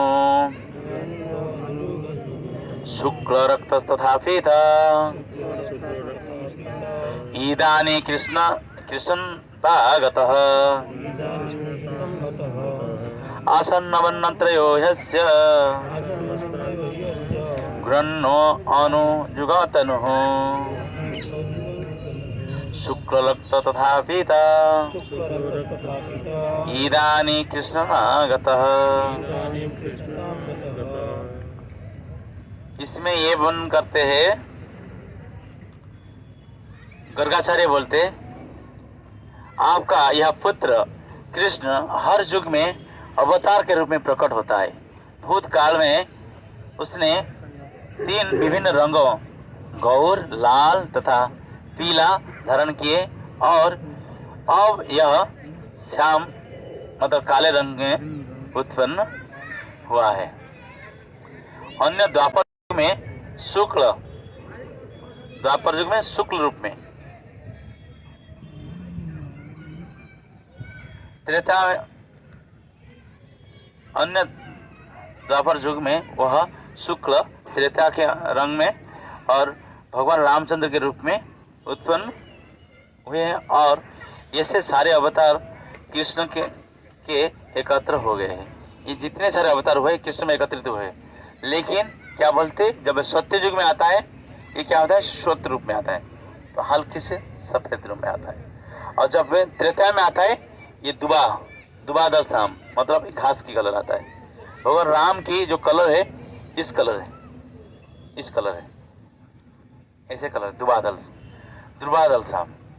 दुर्वा मतलब कुशा है, कुशा जो है भगवान की बरादेव की बाल माना जाता है, इसलिए कुशा पवित्र है।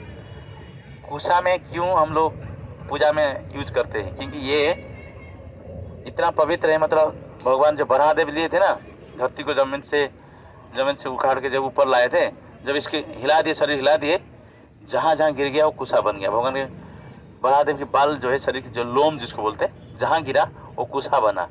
तो इसलिए कुसा के आसन में हम बैठ के पूजा करना चाहिए, पवित्र माना जाता है, और कुसा भी भगवान की सेवा में लगता है। ठीक है, तो भगवान राम की जो कलर है इसे दुबादल है, और भगवान कृष्ण की क्या कलर है? कृष्ण की कलर है आसमान में जो बादल बरसता है ना, बरसात के समय में जो मेघ है, मेघ वर्ण होता है उसका, वो कलर है कृष्ण का। तो ये कलर में आता है, जो उसको घन नील बोलते हैं, इसको घन नील बोलते हैं। लेकिन वही बच्चा जब इस युग में आता है, कलि युग में आता है, पित्त वर्ण आता है, उसका पित्त वर्ण है। तो पित्त वर्ण क्या है ना? अगर सोने को पिघला देंगे, जो कलर है वो तो क्या है?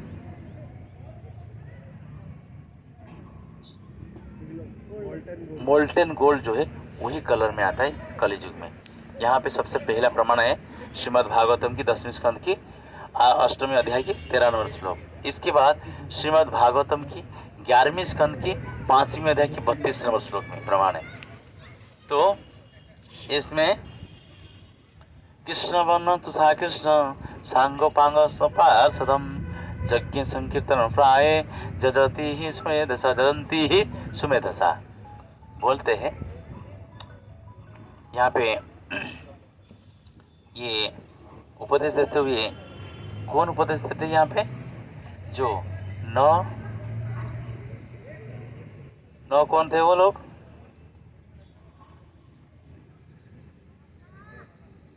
मनु महाराज को उपदेश दे रहे नवजोगेंद्र कौन है? ऋषभ देव की 100 पुत्र जो है गृहस्थ बने, उसमें 100 पुत्र के अंदर 9 पुत्र उन्होंने क्या किए? पूरी तरह से वो ऋषि बन गए। ऋषभ देव जो है भगवान की 27 अवतार है, उनकी 100 पुत्र थे। 100 पुत्र के अंदर 9 80 तो बन गए, पूरा कर्मकांडी ब्राह्मण बन गए। उसमें 9 क्या है? वो लोगों ने सन्यासी बन गए। ये नवजोगेंद्र माना जाता है। उनको पूरे ब्रह्मांड उनको प्रणाम करता है, ब्रह्मांड को उपदेश देते हैं। ये नवजोगेंद्र अंदर ये लोग नवजोगेंद्र लोगों ने बताते हैं, उपदेश देते हैं। तो बोलते हैं मनु महाराज को उपदेश दे रहे, बोल रहे हैं ये आपका जो पुत्र जो है, ये जो व्यक्ति है, तो कलि युग में कैसे आएगा ना? कृष्ण वर्ण तुषा अकृष्ण, कृष्ण की वर्ण मतलब शरीर रहेगा कृष्ण का, लेकिन अकृष्ण मतलब अंदर से कृष्ण, बाहर से राधा रानी के भाव है। और सांग पांगर्ष पार्षदम, सांग मतलब सांग कौन है? नित्यानंद बलराम के साथ आएगा। उपांग कौन है? अद्वैत आचार्य महाविष्णु के साथ आएगा। और पार्षदम मीन्स गदाधर और शिवास। इस तरह से ये लोग सांग पांगर्ष पार्षदम यज्ञ संकीर्तन पाए जजंती सुमेधसा। क्या करेगा? संकीर्तन यज्ञ करेगा, संग में मिलते हुए कीर्तन करेगा। इसलिए हम जो कीर्तन करते हैं उसको कीर्तन बोलते हैं, लेकिन साथ में बहुत सारे मिलकर कीर्तन करते हैं, उनको संकीर्तन करते हैं। और संकीर्तन से तो जगत की कल्याण हो सकता है, पूरे ब्रह्मांड की उद्धार हो सकता है। तो वही यहाँ पे वर्णन आता है, जो कलि युग में जो अवतार होगा वो क्या करे? अपने पार्षदों के साथ सांग पांग उपासद के साथ आएगा और ब्रह्मांड भर में कीर्तन करेगा। तो कौन है वो? कौन किया ये चीज? चैतन्य महाप्रभु। ये प्रमाण है। इसके बाद प्रमाण है आपका आता है पद्म पुराण में। हम पद्म पुराण की चर्चा करते हैं। पद्म पुराण 55,000 श्लोक में लिखा गया है। उसकी जो वक्ता है शिव जी है और श्रोता कौन है? पार्वती है। तो पार्वती पूछती है, जैसे कि मैं तो आपने बताया है आपका जो राम अवतार में भगवान राम आए हैं, त्रेता में राम के अवतार में आए हैं भगवान, द्वापर में कौन से अवतार में आए हैं? कृष्ण के अवतार में आए हैं। तो कलि के अंदर वो आपके भगवान कौन से रूप में आए? तो इस ऊपर में यहाँ बोलते हैं। तो शिव जी पार्वती के सवाल का जवाब में बोलते हैं, देवी कैसे अवतार में आए हैं? बोलते हैं कलि प्रथम संध्यायाम। मन में आया कलि प्रथम संध्यायाम मतलब कलि युग 4,32,000 साल है। कलिजुग का उम्र कितना है? 4,32,000 साल। प्रथम संध्या है मतलब पहला 5,000 जा चुका है अभी कलिजुग कितना बचा हुआ है? 4,27,000 साल। तो इसमें प्रथम संध्या है मतलब पहला 5,000 चल रहा है। पहला 5,000 जब बीत जाएगा तो बोलते हैं, शिव जी बोलते क्या? कले प्रथम संध्यायां गौरांग समहितले भागीरथस्य तटे भूयो भविष्य सनातन भूयो भविष्यति सनातन। कले प्रथम संध्यायां, कलियुग की प्रथम संध्या में तो भागीरथ मतलब गंगा जी के तट में आएगा और इस परम पिता परमेश्वर के रूप में आएगा। तो ये धरती में तो अगर देखा जाए भागीरथ के तट में आएगा, कलियुग में आएगा। कली की प्रथम संध्या ऑलरेडी हो चुका है, 5,000 साल बीत चुका है। भागीरथी गंगा के किनारे में आए हैं। कौन आए? चैतन्य महाप्रभु आए, गौरांग महाप्रभु आए। भागीरथी जो कहाँ है? गंगा है मायापुर में, जहाँ पे हम लोग स्नान किए, वो गंगा जी उसी किनारे में भगवान आए। कले प्रथम संध्यायां गौरांग सो महितले। किस रूप में आएंगे, किस नाम से आएंगे? गौरांग, गौरांग के नाम में आए। तो इसलिए एक गौरव गोपाल मंत्र है। गौर गोपाल मंत्र परम पूज्य महानंद स्वामी महाराज बोला करते थे। जब भी कभी व्यक्ति को विपत्ति आए, मान लीजिए कुछ व्यापार में डाउन है, नौकरी में कुछ गड़बड़ी चल रहा है, तो उसको गौर गोपाल मंत्र जप करना है। तो 2009 में आए थे, जुहू आए थे। जुहू में हर साल 31 दिसंबर को कुछ कोई प्रभुपाद डिसाइबल को बुलाते हैं। तो बॉन फायर होता है। बॉन फायर क्या? हमको त्याग करना है, क्या अपनाना है? जो अपनाना है उसके अंदर आप लिख के एक बॉक्स में डालोगे, जो त्याग करना है वो जलता हुआ आग में डालना है। इसके बाद महाराज का लेक्चर होता है। कोई जो महाराज होगा, कोई प्रभु का लेक्चर होगा। तो 2009 में आए थे, महाराज जी आए थे। महाराज जी की 21 किताब पूरा विश्वव्यापी सब लोग पढ़ रहे हैं। महाराज 100% एक प्योर डिवोटी है। अभी राधा कुंड में रहते हैं।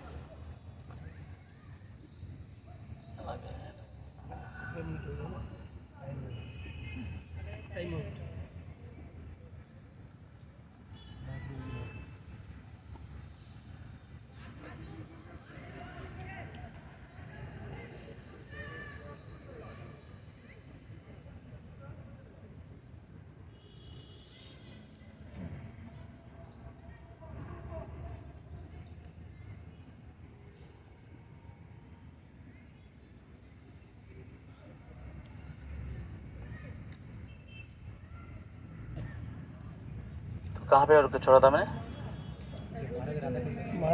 हाँ, महाराज जी राधा कुंड में रहते हैं। अभी भी रहते हैं महाराज। अभी महाराज पर बाबा जी की कृपा रहते हैं। महाराज के इतना सुंदर बुक से 21 किताब इतनी सुंदर लिखी है। मेरे पास एक किताब है, द लोटस फीट। तो भगवान की चरण में 19 निशान है। वो 19 निशान क्या है महाराज लिखे, बहुत ही सुंदर बुक है। महाराज अपराध के बारे में लिखे, 10 अपराध के बारे में बुक लिखे है। बहुत फेमस बुक है महाराज का। तो महाराज बोले अगर कभी विपत्ति आए, चाहे नौकरी आपका छूट गया है, नहीं तो आपका जो कलीग्स लोग ना परेशान कर रहे हैं, नहीं तो आपने पढ़ाई में ठीक नहीं कर पा रहे, तो मन दुख हो रहा है, तो दुख होता है घोर गोपाल मंत्र जप करना है। तो एक भक्त ने पूछा, महाराज विदेशी अमेरिकन है, तो महाराज व्हाट इज द गौर गोपाल मंत्र? महाराज बोले यू वांटेड टू नो, आप जानना चाहते हो? हमारे हिंदी भी बोलते हैं, क्या आप जानना चाहते हैं? तो सब लोग, क्या हम लोग जानना चाहते हैं? गौरांगा गौरांगा गौरांगा। महाराज बोले आप चिल्ला के बोलो। मान लीजिए आपका प्रोजेक्ट नहीं आ रहा है, आप बिजनेस कर रहे हो, आपका प्रोजेक्ट खत्म हो गया, प्रोजेक्ट नहीं आ रहा है, चिल्ला के बोलो आप गौरांगा। जब बोलोगे 100%, हमारा बोले 100% आपको 10 दिन के अंदर आपको इमीडिएटली फीस को सॉल्व हो जाएगा। 10 दिन मिनिमम 10 डेज, मिनिमम 10 डेज बाद you will get new project. हमारा खुद की एक्सपीरियंस हमारा बता रहे। तो एक और गोपाल मंत्र है। तो मैं यही बोला था, ये कली युग में जो आया है गौरांग के नाम से आया है, और कहाँ पे ना भागीरथी तट में, तो गंगा के किनारे में आया है। ये आपका पद्म पुराण बताता है। इसके बाद ब्रह्म पुराण क्या बताता है? ब्रह्म पुराण बताता है कलो प्रथम संध्यायां लक्ष्मीकांत भविष्यति दारु ब्रह्म समाप्रस्थ समीप्रस्थ सन्यासी गौर विग्रह। यही कली की ब्रह्म पुराण बोलता है कली की प्रथम संध्या में आएगा। कहाँ पे आएगा ना? ये दारु ब्रह्म समीपस्थ दारु ब्रह्म के पास आएगा। दारु ब्रह्म कहाँ रहते हैं? जगन्नाथ दारु ब्रह्म है तो उनके पास आएगा। और कैसे आएगा? सन्यासी, यहाँ पे सन्यासी गौर विग्रह, गौर का विग्रह रहेगा लेकिन सन्यासी के रूप में रहेगा, वो आच्छन्न अवतार में रहेगा। ये आपका बोल रहे ये कौन लिखा है? वेद व्यास लिखा है, the literary incarnation of Shri Krishna, साहित्य के अवतार है भगवान का वेद व्यास, वह लिखे है। कोई व्यक्ति लक्ष्मीकांतो भविष्यति, लक्ष्मी की कांत बनेगा। लक्ष्मीकांत कौन है? जगन्नाथ है ना। लक्ष्मीकांत मतलब पति, लक्ष्मी पति कौन है? जगन्नाथ। तो वो कैसे? दारु ब्रह्म के रूप में रहते हैं, उसकी बाजू में आएगा। और कैसे भेष में रहेगा? सन्यासी की भेष में रहेगा। सन्यासी की भेष में कौन आ रहा है? 18 साल रहे ना गंभीरा में, गंभीरा में 18 साल रहे ना। हम जो चैतन्य चेतामृत पढ़ते हैं, चैतन्य चेतामृत 48 साल का लीला वर्णन आता है। पहला 24 साल नवद्वीप में बिताए। वो किसमें लिखा गया है? मुरारी गुप्ता ने उसके कर्चा में लिखा है। मुरारी गुप्ता का कर्चा, कर्चा मतलब डायरी। मुरारी गुप्ता अपने डायरी में जो लिखे थे वो मुरारी गुप्ता के कर्चा में जो आदि लीला हो जाता है। पहला जो 24 साल जो जो किए हैं, मतलब कैसे ये टीचर थे, संस्कृत टीचर बने, इसके बाद कैसे विवाह किए, इसके बाद फिर कैसे संन्यास लिए, ये सारा चीज़ किसमें लिखे? आदि लीला में आ गया, तो मुरारी गुप्ता का कर्चा से। इसके बाद फिर 6 साल बीच में क्या किए? भ्रमण किए, साउथ इंडिया गए, वृंदावन गए, झारखंड गए, जो घूमे। वो जो 6 साल किसमें लिखा गया है? मध्य लीला में आया है। ये कौन कहाँ किसने लिखा था? ये स्वरूप दामोदर ने लिखा है। स्वरूप दामोदर का कर्चा है, स्वरूप दामोदर का डायरी में है मध्य लीला और अंत लीला।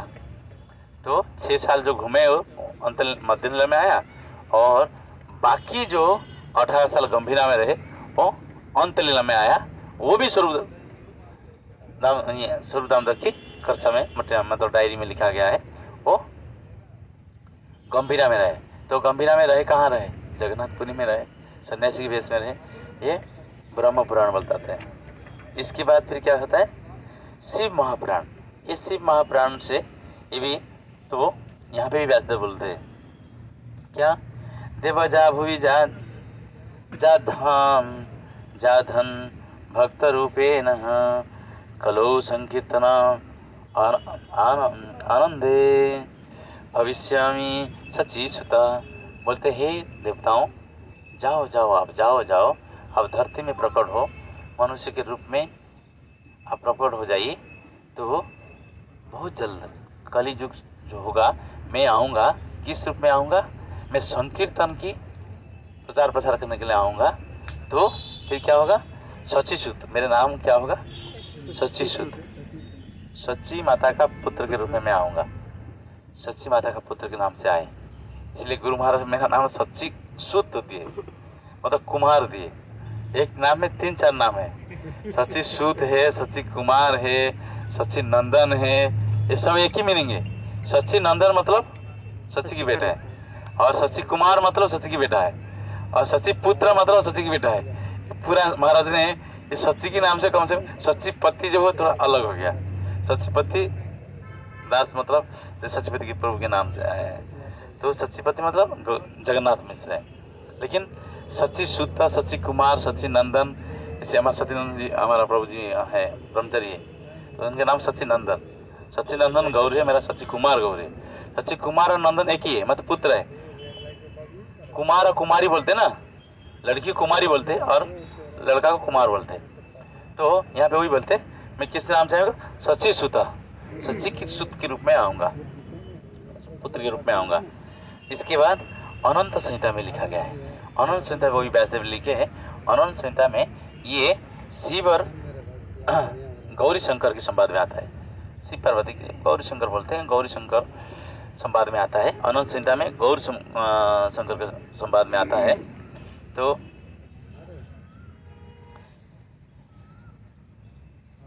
या एव राधिका कृष्ण स एव गौर विग्रह या च वृंदावने देवी नवद्वीपे अवतरी। बोलते जो राधिका कृष्ण था, राधिका का जो प्रेम करने वाला जो कृष्ण था, वही क्या बोलता है, ये इस युग में आया है, सच्ची नंदन के रूप में आया है, सच्ची गौरव विग्रह के रूप में आया है, गौरांग के रूप में आया है। तो फिर क्या थे, याच वृंदावने देवी नवद्वीप अवतरी, ये नवद्वीप में अवतार करेगा, अवतार लेगा। और नवद्वीप क्या है, जो गुप्त वृंदावन है, गुप्त वृंदावन है। इसीलिए हम लोग उस स्थान पे देखे, राधा कुंड में है, श्याम कुंड है, गए थे ना आप लोग, गोवर्धन परिक्रमा नहीं किया, राधा कुंड धाम कुंड नहीं किया, और राधा कुंड में है, श्याम कुंड भी है, उसका गुप्त वृंदावन बोलते हैं, वो गुप्त वृंदावन है। अभी गुप्त वृंदावन है, सारे बहुत सारे विदेशी लोग ने घर बना के रह रहे हैं। हमारा बम्बे के जो सीताराम प्रभु जो है, वो उनकी फैमिली वगैरह गुप्त वृंदावन रहते हैं। तो गुप्त वृंदावन में तो ये प्रमाण है। इसके ऊपर भी और प्रमाण है, तो विष्णु सहस्त्रनाम में विष्णुदेव ने स्तुति करते हैं। ये सारे प्रमाण है जो गौरांग महाप्रभु इस धरती में जो कृष्ण था, जो राम था, वही कृष्ण है, वही गौर के रूप में इस कलियुग में आए। ये सारा प्रमाण शास्त्र में लिखा गया है। लोग जो बाहर का लोग बोलते कहाँ प्रमाण है, ये प्रमाण है, ये प्रमाण के माध्यम से उन्होंने आए। लेकिन मन में सवाल आ सकता है, ये क्यों छन्न रूप में आए, जो भगवान के 24 अवतार में क्यों नहीं आए? क्योंकि 24 अवतार इसलिए नहीं आए क्योंकि ये राधा रानी की भाव को जानने के लिए और राधा रानी के रूप को लेके आए, तो सिखाने के लिए भक्त के रूप में, छन्न अवतार में भक्त के रूप में आए, लोगों को सिखाने के लिए। इसीलिए उनका 24 अवतार में उनका स्थान नहीं है कि भक्त के वेश में आए। अपना आचार्य चैतन्य आते हैं ना, अपनी आचार्य प्रभु जीव सिखाए, खुद की आचरण के माध्यम से प्रभु जीव को सिखाना चाहते थे। भगवान तो बोल दे, सर्वधर्मान परित्यज्य मामेकं शरणं व्रज अहं त्वं सर्वपापेभ्यो मोक्षयिष्यामि मा शुचः। 1866 भगवद गीता का निचोड़ बोल दिए, 18 अध्याय की 6 शब्द में बोलते, सारे धर्म परित्याग करके मेरे शरण में आ जाओगे, मैं तुम्हारा सारा पाप नष्ट कर दूंगा। कोई माने ही नहीं, तो गोलक वृंदावन चले गए। जाने के बाद अरे मैं जो भूल के आया था, सारा धर्म छोड़ के मेरे शरण में आओ, तो कोई तो माने नहीं। तो फिर भगवान ने सोचे फिर दोबारा जाऊँगे, सिखाऊंगा। तो सिखाऊंगा कैसे सिखाऊंगा, टीचर बन के जाऊंगा। इसलिए गौर गोविंद महाराज बोला करते थे, Krishna was the theoretical teacher, और गौरांग महाप्रभु वाज द प्रैक्टिकल प्रीचर। तो प्रीचर बन के आए प्रीचिंग करने के लिए। तो प्रीचर बनने के क्या होगा, तो पहले भक्त के रूप में आ गए, भक्त के रूप में आके सिखाए। तो भक्त के रूप में आके सिखाए, तो इसलिए भक्त के रूप में आए। गौर गोविंद महाराज बोला करते थे, तो गौर निताई को तो तुलसी देने की कोई आवश्यकता नहीं कि भक्त के रूप में आए, भक्त के भेष में आए। तो यही कृष्ण है, लेकिन छन्न अवतार। कैसे पता चलता है, तो भगवान को जब भी उनके पार्षद और जितने नित्यानंद प्रभु, अद्वैताचार्य और शिवास पंडित, गराज जी जब बोलते कृष्ण, आप तो कृष्ण हैं, तो हमेशा कान में हाथ देते गौरव महाप्रभु, मैं कृष्ण नहीं हूँ, मैं कृष्ण नहीं हूँ। तो अच्छा आप कृष्ण नहीं हो। तो ये सबके सामने प्रमाण करने के लिए एक दिन तो शिवास जी कौन है, शिवाजी कौन है, नारद जी शिवा संगन में रोज भगवान नृत्य करते थे। आज भी टूटा हुआ मृदंग भी है, ये चांदका जी का शिवा संगन में है। हम लोग गए थे शिवा संगन ना, मृदंग देखे ना आप लोग ना, सब लोग देखे ना टूटा हुआ मृदंग। तो वो शिवाजी नारद जी के बता रहे। तो एक दिन सूरज को देख रहे, ऐसे हाथ कर रहे, सूरज को देखे ऐसे हाथ कर रहे, महाप्रभु के सामने, महाप्रभु खड़े हैं उनके सामने, ऐसे हाथ कर रहे, महाप्रभु दिखाते हुए, तो ऐसे हाथ कर रहे ऐसे। तो महाप्रभु बोले, शिवा से क्या कर रहे हो ना, मैं सूरज से छुपना चाहता हूँ ना, क्या मूर्ख आदमी है, सूरज तो चारों तरफ से फैला हुआ है, तो आपने दोनों हाथ से कैसे चिपक जाओगे ना। आप अभी मान गए ना, सूरज से चाहे व्यक्ति छुपने चाहेगा तो छुप नहीं सकता है ना। तो इसलिए आपने आपका नाम को कितना छुपाना चाहते हो, कभी छुपेगा नहीं। आप ऑलरेडी कृष्ण ही हो, श्री कृष्ण चैतन्य स्वयं कृष्ण ही है, आप मानो। ठीक है ठीक है ठीक है, लेकिन सबको मत बताना। तो बोले मैं कृष्ण हूँ। तो ये रूप दिखाए। कल बहुत बढ़िया क्लास दिए अमर प्रभु, ये फर्स्ट टाइम दे रहे हैं।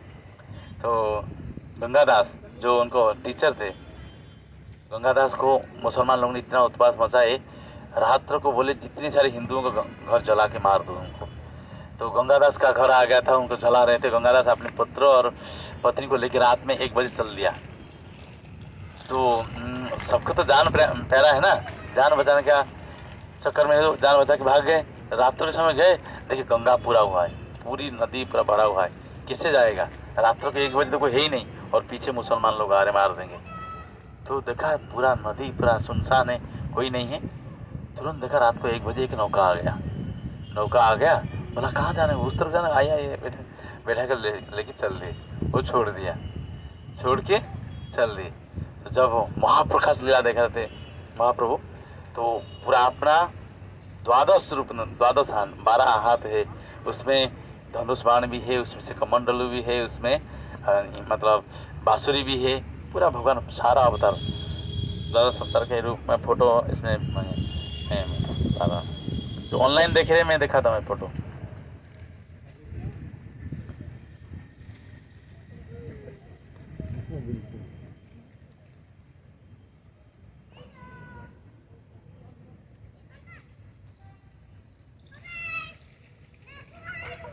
ये देखिए, ये आपका दंडभंगा में है, जो ऑनलाइन देख रहे हैं आप देख सकते हैं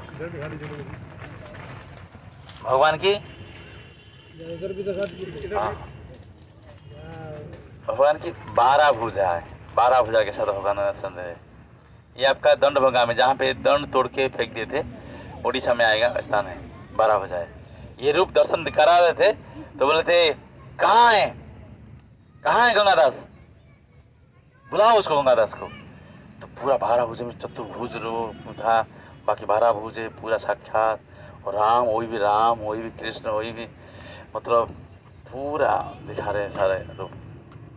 नरसिंह है, बरा है, सब कुछ। गंगाराम कहाँ है, बोला उसको। तो गंगादास, तो गंगादास आए, बोले तो पता है जो 12 तो रात को जो जा रहा था, मुसलमान लोग के भय में जा रहा था, रात को 1 बजे नौका कौन लेके आया? मुझे पता नहीं, कोई तो लेके आया, मैं लेके आया था। रात को 1 बजे कौन नौका कर रहता है? कोई घाट है उधर? बिना घाट से नौका कैसे तय आ गया? तू पुकार रहा था मेरे को, मैं आके नौका में तेरे ले गया। हरिदास को बुला, हरिदास, हरिदास 22 बाजार में जो कोड़ से जो तेरे को पीटा जा रहा था, तेरे पीठ में एक भी निशान नहीं था, क्यों नहीं था? ना महाप्रभु मुझे पता नहीं, मेरे तो कोई कष्ट महसूस हो ही नहीं रहा था। तो जल्लाद जो थे प्रहार करते करते वो बेहोश हो गए। बोले तेरे चरण पे पड़ता, तू मर जा, नहीं तो हमारा नौकरी चला जाए, मेरा परिवार मर जाएंगे। उस जल्लाद ने हरिदास के चरण में प्रार्थना की, तू मर जा, नहीं तो हमारा परिवार मर जाएगा और राजा ने मार देगा, तू मर जा, तू मर जा। जल्लाद ने प्रार्थना कर रहे थे, तो इसलिए वो बेहोश होकर जानवर उसके पड़े रहते। हरिदास पड़े रहे, प्रहार करते करते करते करते वो थक गए, लेकिन कुछ नहीं हो रहा था। तो हरिदास, वो जल्लाद ने इतना प्रहार कर रहे थे, तेरा कुछ नहीं हो रहा था, क्यों? अपना पीछे से वस्त्र हटा दे, देख सारे कोड मेरे पीठ में पड़ रहा था, देख।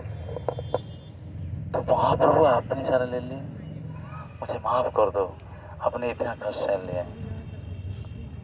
ऐसे जितने सारे भक्तों हो सबको अलग अलग बुला बुला के दिखा रहे थे, जो जिस भाव में देखना चाहता था महाप्रभु दिखा रहे थे। तो कहने का तात्पर्य यही कृष्ण है। जब कृष्ण नहीं होगा उसको कैसे इतने सारे अवतार कैसे दिखा सकेगा? कैसे दिखाएगा वो?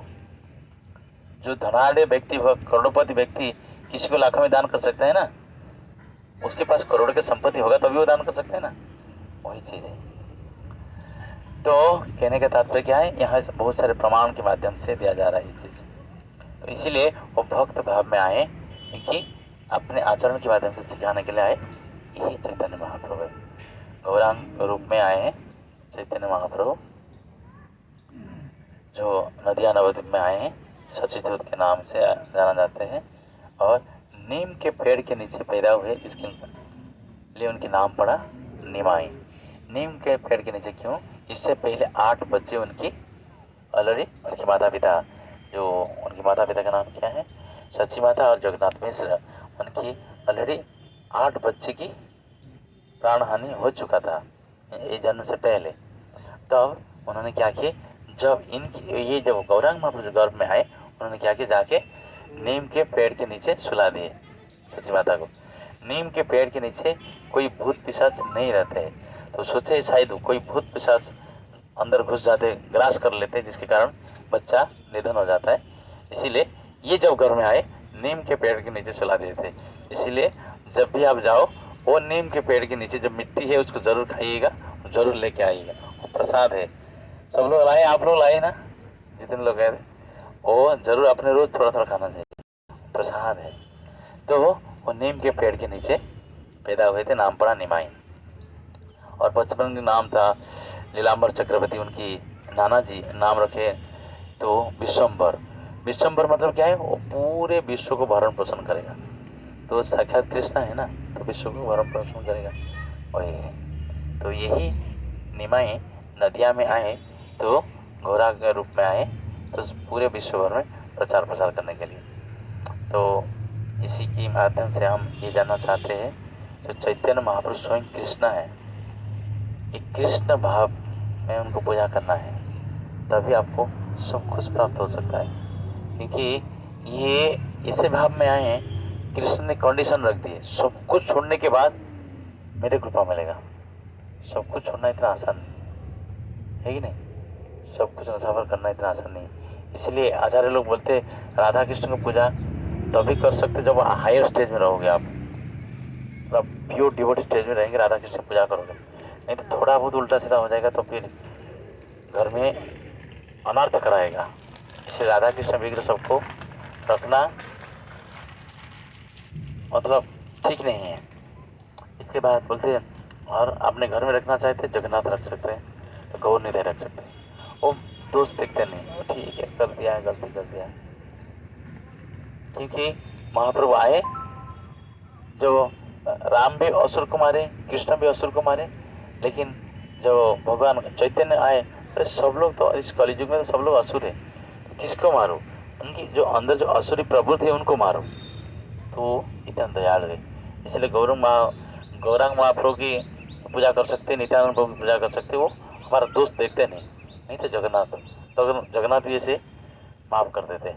बाकी राधा कृष्ण में बड़े निष्ठा के साथ पूजा करना होता है, निष्ठा के साथ। ठीक है, गौरांग महाप्रभु की, गौर पूर्णिमा फेस्टिवल महामहोत्सव की, जगत गुरु शिला प्रभुपाद की। आज जैसे लक्ष्मी माता के घर में प्रोग्राम है, आप लोग जानते हैं, लक्ष्मी और माता अरुण प्रभु के घर में, तो उनके जो गोपाल विग्रह लेके आए उनका अभिषेक होगा।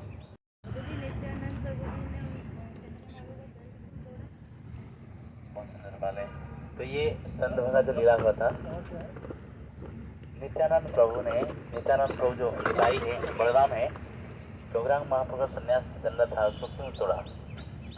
इसलिए तोड़े क्योंकि जो है आदि गुरु है, वही बलराम है। तो जानते थे कि महाप्रभु की जो कृष्ण है वो तो 6 ऐश्वर्य के पास होता है। 6 ऐश्वर्य क्या है? वो सबसे बुद्धिमान है, सबसे गुणवान है, सबसे सुंदर है, सबसे बलवान भी है, सबसे बैरागी, एक गुण बैरागी है।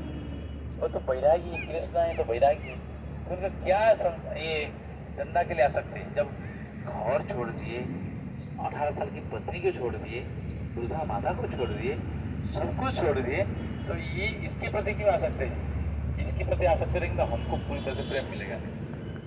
इसको क्या कहा है? सन्यासी जी छोड़ के, इसलिए वो धर्म को छोड़ के वो लीला करना चाहते थे। इसके प्रति क्यों आ सकते हैं? तो हमको ज़्यादा प्रेम करेंगे, इसकी भी प्रेम हो रहा है, ये ज़्यादा प्रेम ले रहा है, बीच में बंटवारा कर रहे हैं, तो उसको हटा देते। यही उनके प्रेम था और कुछ था।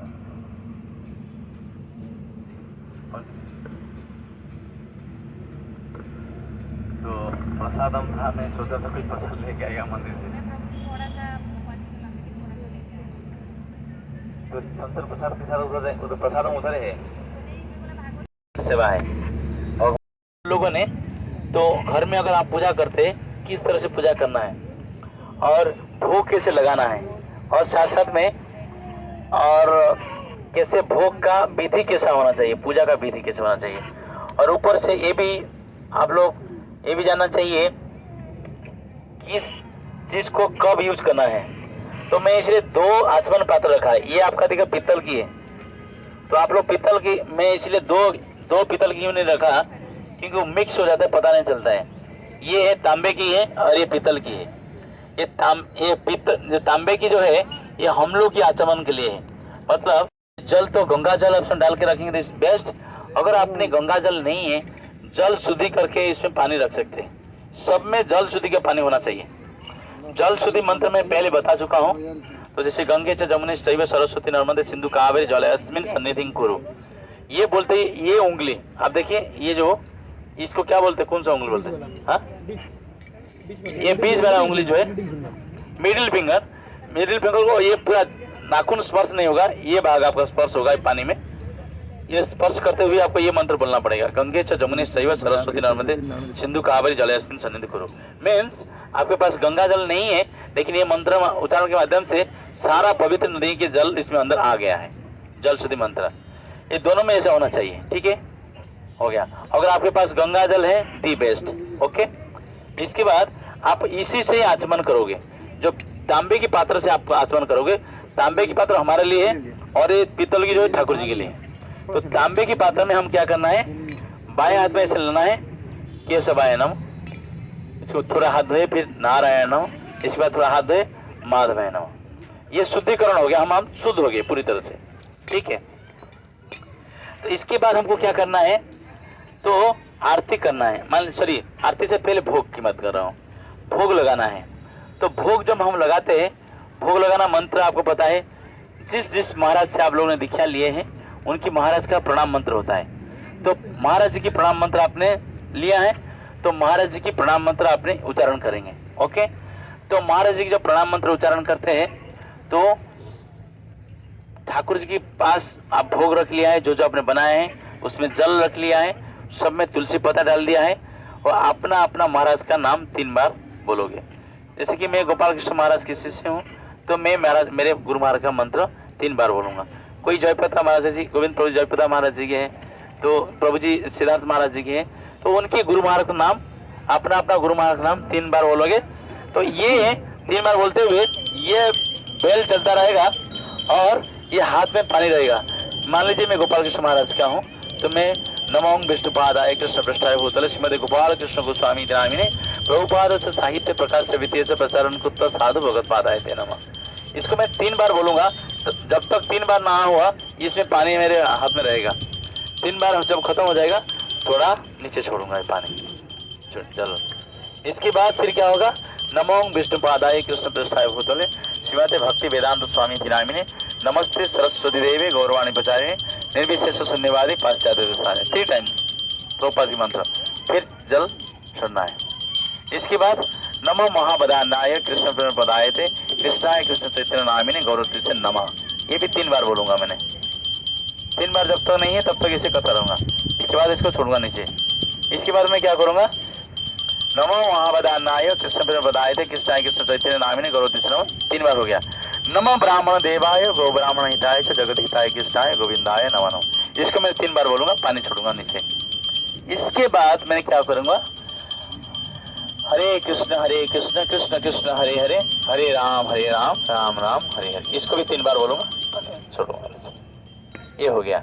ये करने के 15 मिनट के बाद, जब 15 मिनट के बाद भोग हो गया, हम जो लगाए भगवान को वो भोग है, और भोग जब भगवान स्वीकार की वो हमारे लिए प्रसाद बन गया। भगवान बोलते भक्तानां यज्ञ तपसं सर्वलोक महेश्वरम सुहृदं सर्वभूतानां ज्ञानतमं शांति मुच्यति। सब ब्रह्मांड की सारे जो आसपास में नजर में आता है वो उसकी भोग करने वाले कौन है, भगवान है, तो वो भोग करने वाले।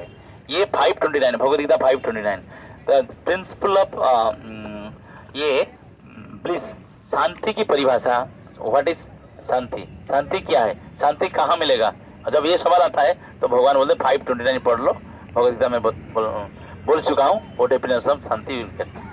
तो ये 15 मिनट के बाद क्या होगा, भगवान से प्रसाद पा ले। इसके बाद भगवान को हाथ धुलाना है। ये आपका ठाकुर जी की जो बर्तन पीतल वाला जो है, पीतल 15 मिनट के बाद क्या होगा, तो ईदम हस्त प्रक्षालयम, ईदम हस्त प्रक्षालयम, इसे 3 टाइम्स सारा डिटी को दिखा के ईदम हस्त प्रक्षालयम बोलते 3 बार करके जल नीचे छोड़ना है। ये भोग लग गया, विधि हो गया। ओके, ये ओके। इसके ऊपर किसका कोई शंका है?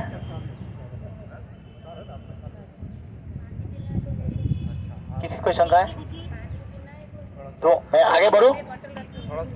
ठीक है, ये हो गया, ये भोग लग गया। और जब भी आपने भगवान की आरती करोगे इससे पहले आप भोग लगाओगे।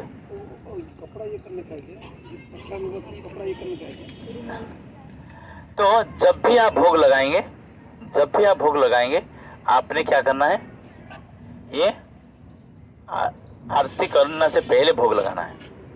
मान लीजिए अपने बिजनेस में जाते हैं, नौकरी में जाते हैं, मान लीजिए कोई स्टूडेंट भी है तो उसको सुबह जाना पड़ता है। सुबह मंगल आरती करो, मंगल आरती में मतलब मान लीजिए 7 बजे से पहले आपने भोग लगा के ये विधि में और इसकी आरती कर लो। 2 टाइम। आज एक गृहस्थ तो मंदिर में हम लोग 6 बार भोग लगाते हैं, 6 बार आरती करते हैं, तो आपको ये करना जरूरत नहीं है। जैसे आज एक गृहस्थ, आपका बिजनेस है, आपका नौकरी है, आपका पढ़ाई है, तो आपको 2 टाइम, ज़्यादा से ज़्यादा 2 टाइम प्राधान्य दिया जा रहा है, 2 टाइम करिए। तो सुबह कर लिया आपने मंगल आरती, इसके बाद तो हाँ ये भी सोचना चाहिए मंगल आरती नहीं हम लोग 7 बजे उठे मंगल आरती किया, ऐसा नहीं। तो प्रभुपाद बोला करते थे अगर स्पिरिचुअल लाइफ में तो आपने सही ढंग से काम नहीं कर पा रहे हो, मतलब you are spiritually you are diseased person, आध्यात्मिक रूप में आप बीमार हो। तो इसीलिए क्या है, आपको कम से कम 5 बजे तक उठ जाना चाहिए। 5 बजे तक क्यों? कि ब्रह्म मुहूर्त के जो पीरियड है 3:22 से ब्रह्म मुहूर्त शुरू होता है। तो ब्रह्म मुहूर्त में आप अगर कोई आध्यात्मिक कार्य करते हैं आपका 1000 गुण फल मिल जाता है। तो इसे ब्रह्म मुहूर्त जो है 3:22 से शुरू होता है शास्त्र के हिसाब से। ये कंटिन्यू चलता है अप टू 6:45 तक। लेकिन कोई बस प्रभु जी तो बोले 6:45 तक हम 6 बजे उठते हैं, ये नहीं है। अगर स्पिरिचुअली आपने बढ़ना चाहते हो, आपको सचमुच कृष्ण पाना चाहते हो, सचमुच इस जन्म में आप कृष्ण के पास जाना चाहते हो, ये आचार्य का कहना यही है। तो शिला प्रभुपाद एक महान आचार्य, उनका भी कहना यही है। तो आपको क्या करना है, कम से कम 5 बजे, नहीं तो 5:30 लास्ट, इसके बाद और कोई डिस्काउंट नहीं है। अच्छा गृहस्थ 5:30 के बाद आपने मत करिएगा इस चीज को। तो बोला जाता है मंगल आरती तो सूर्य उदय से पहले करना है। अगर सूर्य की किरण आ गया तो मंगल आरती करना waste of time, you are wasting your time, just cheating yourself and supreme lord also. भगवान को चीटिंग कर रहे हो, आप खुद को भी चीटिंग कर रहे हो। सूर्य उदय के बाद कोई आरती नहीं होना चाहिए, मंगल आरती। आरती नहीं होना चाहिए, प्रभु जी बोले आरती नहीं होना चाहिए, हम लोग आरती करेंगे नहीं। मंगल आरती नहीं होना चाहिए। मंगल आरती means before sunrise, before sunrise में होना चाहिए। Okay done. इसके बाद तो फिर आपने जो करेंगे संध्या आरती, संध्या आरती जब करोगे आपका जो फिक्स टाइम है, जैसे कि दिल्ली के टाइम के हिसाब से 6 बजे, 6 बजे आपने करिए, नहीं तो मैक्सिमम 5:30 तक भोग लगा दीजिए। 6:30 कर लीजिए, 6:30 और 6, 6:30 इस बीच में करिएगा। तो जब मान लीजिए आपने 6:30 बजे करना है, 6 बजे भोग लगाना है। मान लीजिए आपको 6 बजे करना है, कम से कम 5:30 बजे भोग लगाना है। तो भोग लगाने का विधि तो वही होगा जैसे मैंने बताया, लेकिन आरती के टाइम वही चीज है। आरती के टाइम में क्या करना है, आरती में तो शिला प्रभुपाद जी आरती की जो विधि है इसका हमने डाला है। तो ये कहाँ से डाला है, गोपाल भट्ट गोस्वामी की आपका जो राधा रमन मंदिर से डाला है। क्योंकि प्रभुपाद जी जो ग्रंथ रचना करते थे उन दिनों में उनके पास समय नहीं होता था कभी कभी कुकिंग करना, उसको भोग लगाना। तो वो क्या करते, डायरेक्ट जाके राधा रमन जी की राजभोग आरती अटेंड करते थे, उधर राजभोग प्रसाद पाते थे। राजभोग आरती कितने बजे होता है हमारे मंदिर में, 12:30 बजे। भोग कब लगता है, 12 बजे। तो इसके बाद 12:30 बजे आरती होती है और 1 बजे प्रसाद हम लोग लेते हैं। तो इस केसेस में आपको क्या करना है, तो कम से कम जो मैं क्षमा चाहूंगा, 1 मिनट लेना चाहूंगा।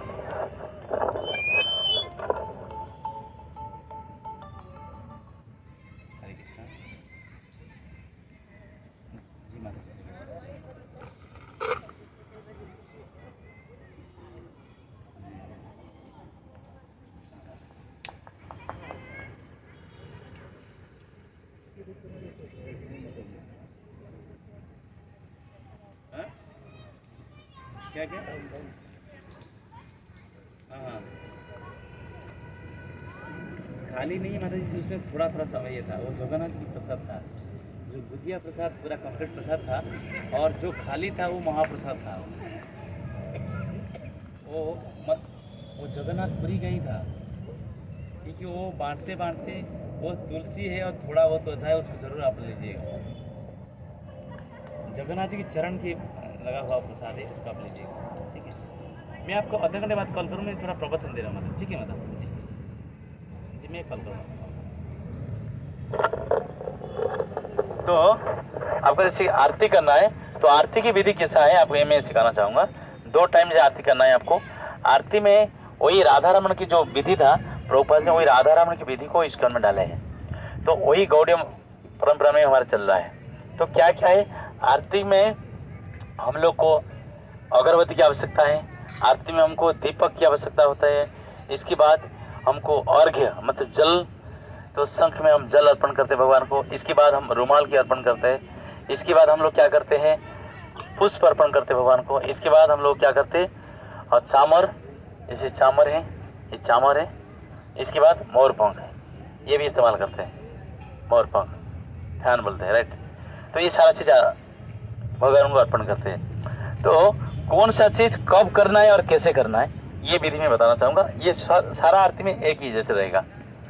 और ये जैसे कि मंदिर में आप देखते हैं वो कुछ होता है कर्पूर आरती होती है, तो इट्स नॉट नेसेसरी, लेकिन कर्पूर आरती अगर आपने करते हैं तो कर्पूर आरती जो होता है मतलब बोला जाता है साइंटिफिक हिसाब से कोई वायरस नहीं होता है। जहाँ तक कोरोना बीमारी आया तो कर्पूर आरती करने के लिए बड़े बड़े विद्वान लोग बोलने लगे, क्योंकि कर्पूर की आरती होगा और घी की बत्ती में आरती होगा, घर में कोई प्रकार की वायरस आएगा ही नहीं, ये साइंटिफिक प्रूफ है। तो इसीलिए आप लोग हो सकता है हमारा थोड़ा बहुत खर्चा कम करके, कभी कभी लोग बोलते हैं प्रभु जी हमारे पास तो होता नहीं है, हम क्या करते हैं हम ऐसे तिल की तेल से आरती कर लेते हैं, और सरसों का तेल तो एकदम गलत है। सरसों का तेल जो मृत्यु कोई व्यक्ति की हो जाता है उस समय सरसों का तेल के माध्यम से दिया जला जाता है, सरसों का तेल की आरती होना वर्जित है, वो नहीं करना है। तो आपको आरती करना है, थोड़ा बहुत हमारा खर्चा कम करके घी की आरती करने के लिए कोशिश करिए, ताकि वातावरण शुद्ध रहेगा और आप ठाकुर से प्रसन्न रहेंगे। क्योंकि भगवान और जितने सारे देवता उनको हविष्य अन्न पसंद है। तो हविष्य अन्न क्या है ना, घी की बना हुआ अन्न, और उसमें भगवान प्रसन्न होते हैं, और घी की आरती में भगवान बड़े प्रसन्न होते हैं। ये नहीं है मतलब भगवान जो गरीब है उनके पास नहीं है तो फिर भगवान प्रसन्न नहीं होंगे। कोलावेचा सीधे के पास कुछ नहीं था, भगवान आते थे, वही लोटा, एक ही लोटा था, उसी शौच करने के लिए जाते थे, उसी लोटे में पानी पीते थे, भगवान आते थे वही छीन के दे, सोने के लोटे में पानी पीता है बदमाश नहीं देता है, दे मेरे को दे, भगवान छीन के पी लेते थे। तो वो सिरधर सखा थे, हम सिरधर सखा नहीं बन पाएंगे। वो कोलावेचा सिरधर जो है सिरधर सखा थे, 12 बालक में एक बालक थे, वो 12 गोपाल के अंदर एक गोपाल थे, वो लेवल में हम नहीं अभी पहुँचे, तो हम लोग उनके साथ तुलना नहीं कर सकते हमको। तो इसीलिए जो हम विधि है तो विधि के हिसाब से हमको ये चीज़ पालन करना है। तो पालन इस तरह से करना है, तो हमको ये पात्र होना चाहिए सबके पास, दोनों पात्र होगा। तो पहले सबसे पहले हम आचमन किए आरती के टाइम में, again you have to do आचमन। आप नहीं बोले हम तो भोग लगा देते आचमन करते, अभी ऐसे नहीं है। इन भक्ति देयर इज नो शॉर्टकट, भक्ति में कोई शॉर्टकट नहीं होना चाहिए। फिर दोबारा आपने आरती करने से भोग उठाया, इसके बाद फिर आचमन किया, आचमन किया, ओहो कट गया।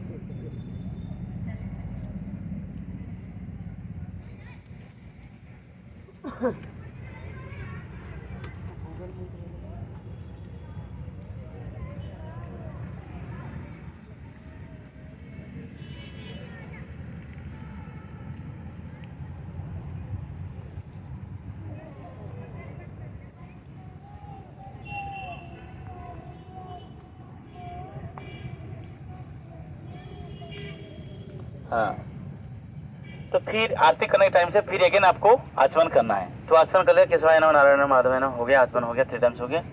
इसके बाद क्या करना है, जो ये घंटी है, ये जो ठाकुर जी की जो बर्तन है, ये ठाकुर जी के बर्तन में पानी इसमें डालना है घंटी में। और जो अगरबत्ती है, अगरबत्ती भी ये ठाकुर जी के बर्तन का पानी अगरबत्ती डालना है। अगरबत्ती स्टिक है वो है, जो जिसमें हैंडल है, जिससे हम पकड़ते हैं, उसमें डालना है, उस साइड डालना है। इसके बाद क्या करना है, घंटी हमारा बाएं साइड में रहेगा। तो ये भी क्लियर होना चाहिए, why you are ringing the bell. ये बेल जो है इसमें ये कौन है, गरुड़ जी है। तो गरुड़ जी भगवत गीता में भगवान ने बोले हैं, और जितना सारे वेद है वो वेदों में मैं साम वेद हूँ। साम वेद भगवान कृष्ण को बड़े प्रसन्न है करता है। साम वेद की हर स्तुति भगवान को बहुत प्रसन्न करता है। तो गरुड़ जी जब उड़ते हैं, गरुड़ जी की पंखों से साम वेद की ध्वनि होता है। गरुड़ जी की पंखों से सामवेद की स्तुति होता है, इसीलिए गरुड़ को भगवान ने वाहन बनाए और दूसरे किसको नाम बनाते हुए गरुड़ को बनाए। तो ये गरुड़ जी यहाँ पे बैठे हुए हैं इस घंटी में। तो इस घंटी बजाना मतलब हमारा कोई क्षमता नहीं है। We don't have any qualification to please the supreme lord. हमारे पास कोई क्षमता नहीं है भगवान को प्रसन्न करना है, तो हम ये बजाते मतलब गरुड़ जी की सामवेद की स्तुति हो रहा है, इसीलिए हम ये घंटी बजाते हैं। There is no reason behind that, और दूसरे कोई कारण नहीं है, ठीक है। तो हम घंटी बजाते हैं। घंटी हमारा कमर की नीचे नहीं होना चाहिए, दैट इज इनऑस्पिशियस। हमारा जौन अंग है जो नीचे है, तो इसीलिए कमर की ऊपर हमारा घंटी होना चाहिए, कमर के नीचे नहीं होना चाहिए, चाहे माता हो और प्रभु हो। ओके, मान गया? कमर के नीचे नहीं होना चाहिए, ऐसे होना चाहिए यहाँ तक। Okay, done. तो ये घंटी हो गया, हम घंटी बजाएंगे। तो जो मान लिया जो अगरबत्ती शुरू किए, तो अगरबत्ती हम लोग किए, अगरबत्ती लगाए, तो अगरबत्ती से हम किए तो आरती किया हमारा भगवान ठाकुर जी का। इससे हम विधि कहते हैं 4 2 3 7 हो गया।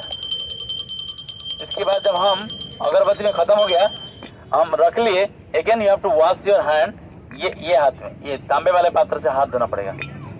एक आरती हो गया, हाथ कंटामिनेटेड हो गया, यू हैव टू वॉश। ये वॉश करना ठाकुर जी की पात्र नहीं है, ये हमारा आचमन वाला पात्र है, हम जो यूज करते हैं उसमें आपको धोना है हाथ। ओके, धो लिया। इसके बाद फिर हम लोग दीपक जलाए। देखिए कभी कभी कुछ मंदिर, जैसे कि मैंने देखा था गोवर्धन मंदिर का, जिससे मंदिर में पैसा कम आता है, फंड्स कम है, इसलिए 5 दीपक नहीं करते, 5 दिया नहीं जलाते। 5 दीपक आरती होती है। आरती एक तो 5 दीपक होता है, एक 1 दीपक होता है। यू कैन गो फॉर 1 दीपक। हाँ, ये चीज़ मैं भूल गया, जब भी अगरबत्ती की आरती होगी तो कृष्ण के लिए 1 3 5 7 2 नहीं है, 2 देवा देवी के हैं, चंडी दुर्गा एक के लिए 2 होता है। इसलिए कृष्ण की जब आरती होती है, आप कृष्ण की आरती करते हो, गौरा माँ की आरती करते हो, जगन्नाथ की आरती करते हो, स्टिक आपका 1 होना चाहिए। अगर आप यहाँ ज़्यादा दे सकते हो 3 1 3 5 7, इसके ऊपर नीचे नहीं है। Okay, clear? जो ऑफलाइन तो सुन रहे, लेकिन ऑनलाइन वाले की मैं बता रहा हूँ। किसी का कुछ कंप्लेन है तो बता दीजिए अभी, क्लियर ना? तो अगरबत्ती आपका 1 3 5 7 होना चाहिए। इसके बाद आप दीपक, जैसे आप खत्म हो गया तो आपने ये तांबे वाले पात्र से फिर अगर आप you have to wash your hand, हाथ धोना है। इसके बाद फिर क्या करना, दीपक लगाया। दीपक लगाने के बाद ये जो पानी है, ठाकुर जी वाला पानी, थोड़ा दीपक के ऊपर रखना है और एक फूल रखना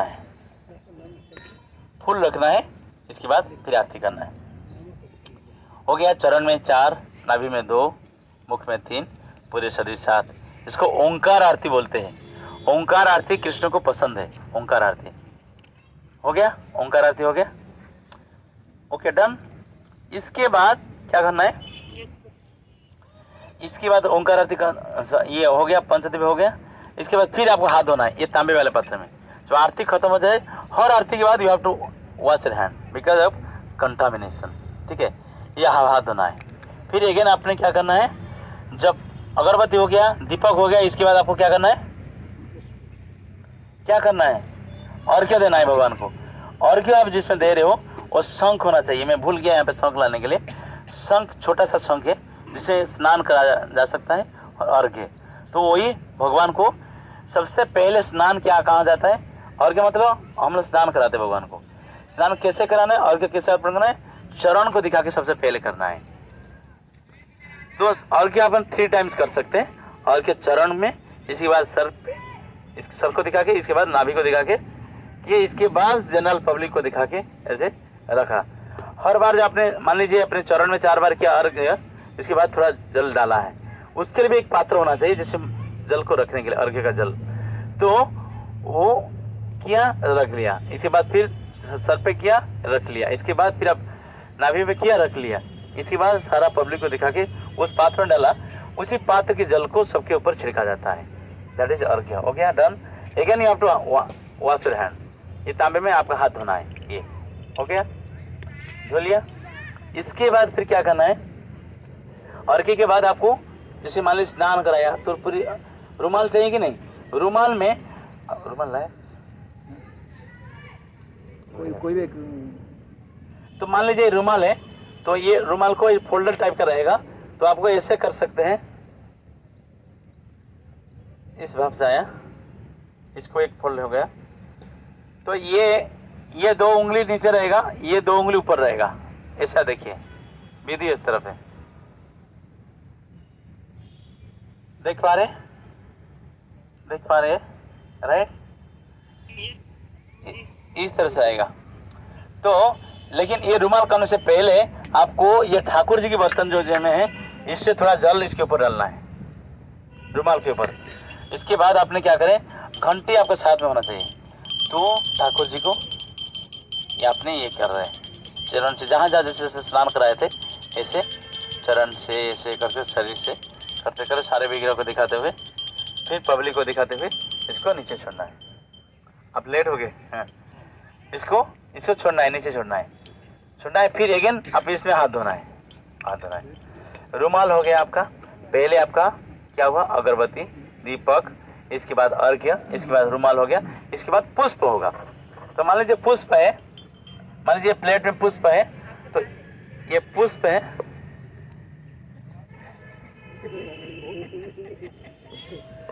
ये पुष्प है, देखिए ये पुष्प हो गया। ये पुष्प को 7 टाइम्स करना है, इसको आपको 7 टाइम्स, ओवरऑल आपको 7 टाइम्स करना है। हाँ ओके, बस इसको 7 टाइम्स करना है, पूरे भगवान की शरीर को दिखाए 7 टाइम्स, 7 बार। पुष्प में या कोई कंप्रोमाइज नहीं, 7 टाइम्स कर लिया। इसके बाद भगवान को चढ़ाना है, थोड़ा थोड़ा जो भी जो भगवान है थोड़ा चढ़ा लिया, और ये एक पुष्प रख लीजिए, उसको अपने आघ्राण कर सकते हैं, सूंघ सकते हैं, ये अर्पित हो गया, उसको सूंघ सकते हैं, ये पुष्प हो गया। इसके बाद फिर आपको हाथ धोना है, अगेन ये तांबे वाला में हाथ धोना है। इसके बाद आपको क्या करना है, ये चामर लेना है, और चामर लें फिर आपको स्नान करना, ये में आचमन करना, इसको धोना है, शुद्ध करना है। इससे शुद्ध किया चामर में, इसको फिर चामर लाया, ठाकुर जी दिखाई चामर किया, चामर खत्म हो गया।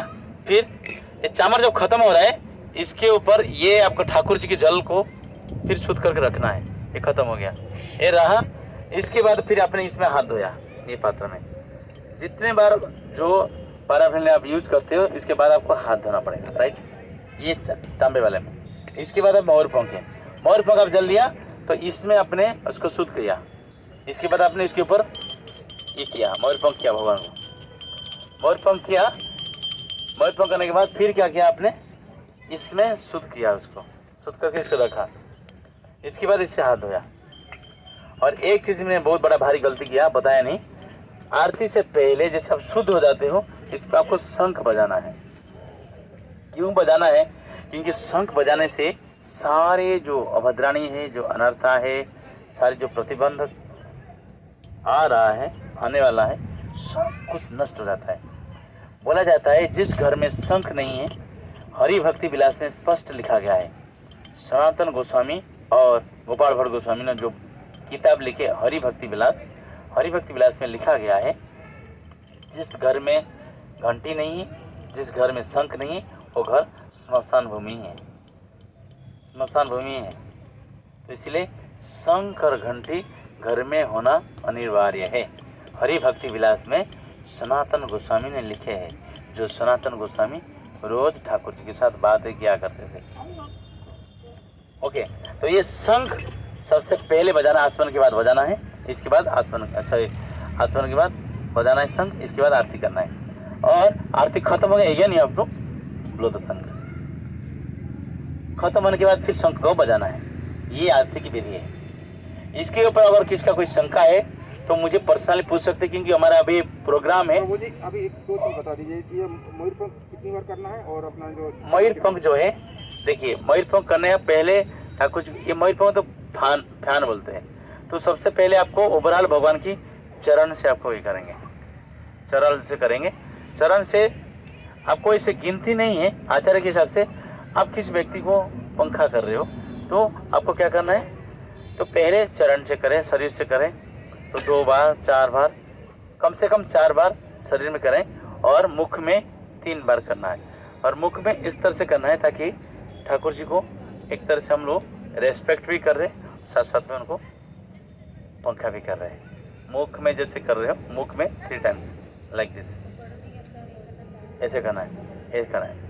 और ये मोर पंख जो है, ये पंखे जो है 4 महीना यूज नहीं करना है। ठंड के 4 महीना यूज नहीं करते पंखा, क्योंकि पंखा ठंड होता है ना, ठंड होता है, हमारा एसी कूलर से बंद होता है कि नहीं, तो इसे ये पंखा को बंद करना है 4 महीने, ठंड के 4 महीने इसको बंद करना है।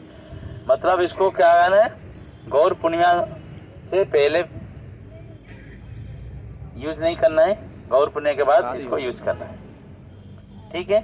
इसके ऊपर अगर किसी का कोई शंका है मुझे पर्सनली फोन से बात सकता है। एक छोटा सा शंका है प्रभु, ये जो हम आरती करते हैं तो घूमना भी है क्या?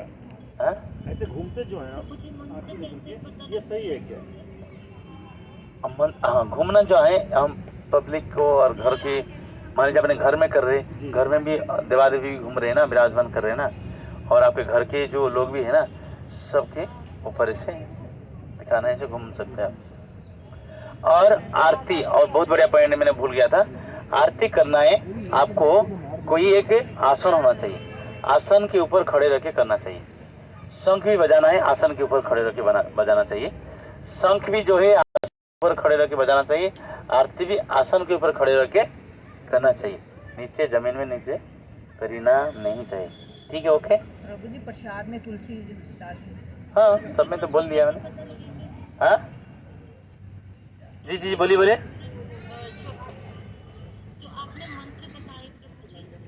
तो ये ना, ये चीज माता जी, ये चीज मुझे पर्सनली आपको बोलूंगा। अभी समय हो गया 12:15 हो गया, 12 बजे एक प्रोग्राम था तो हमको उधर जाना है, मुझे पर्सनली पूछ लो फोन से, ठीक है। प्रेम पुरुषोत्तम चैतन्य महाप्रभु।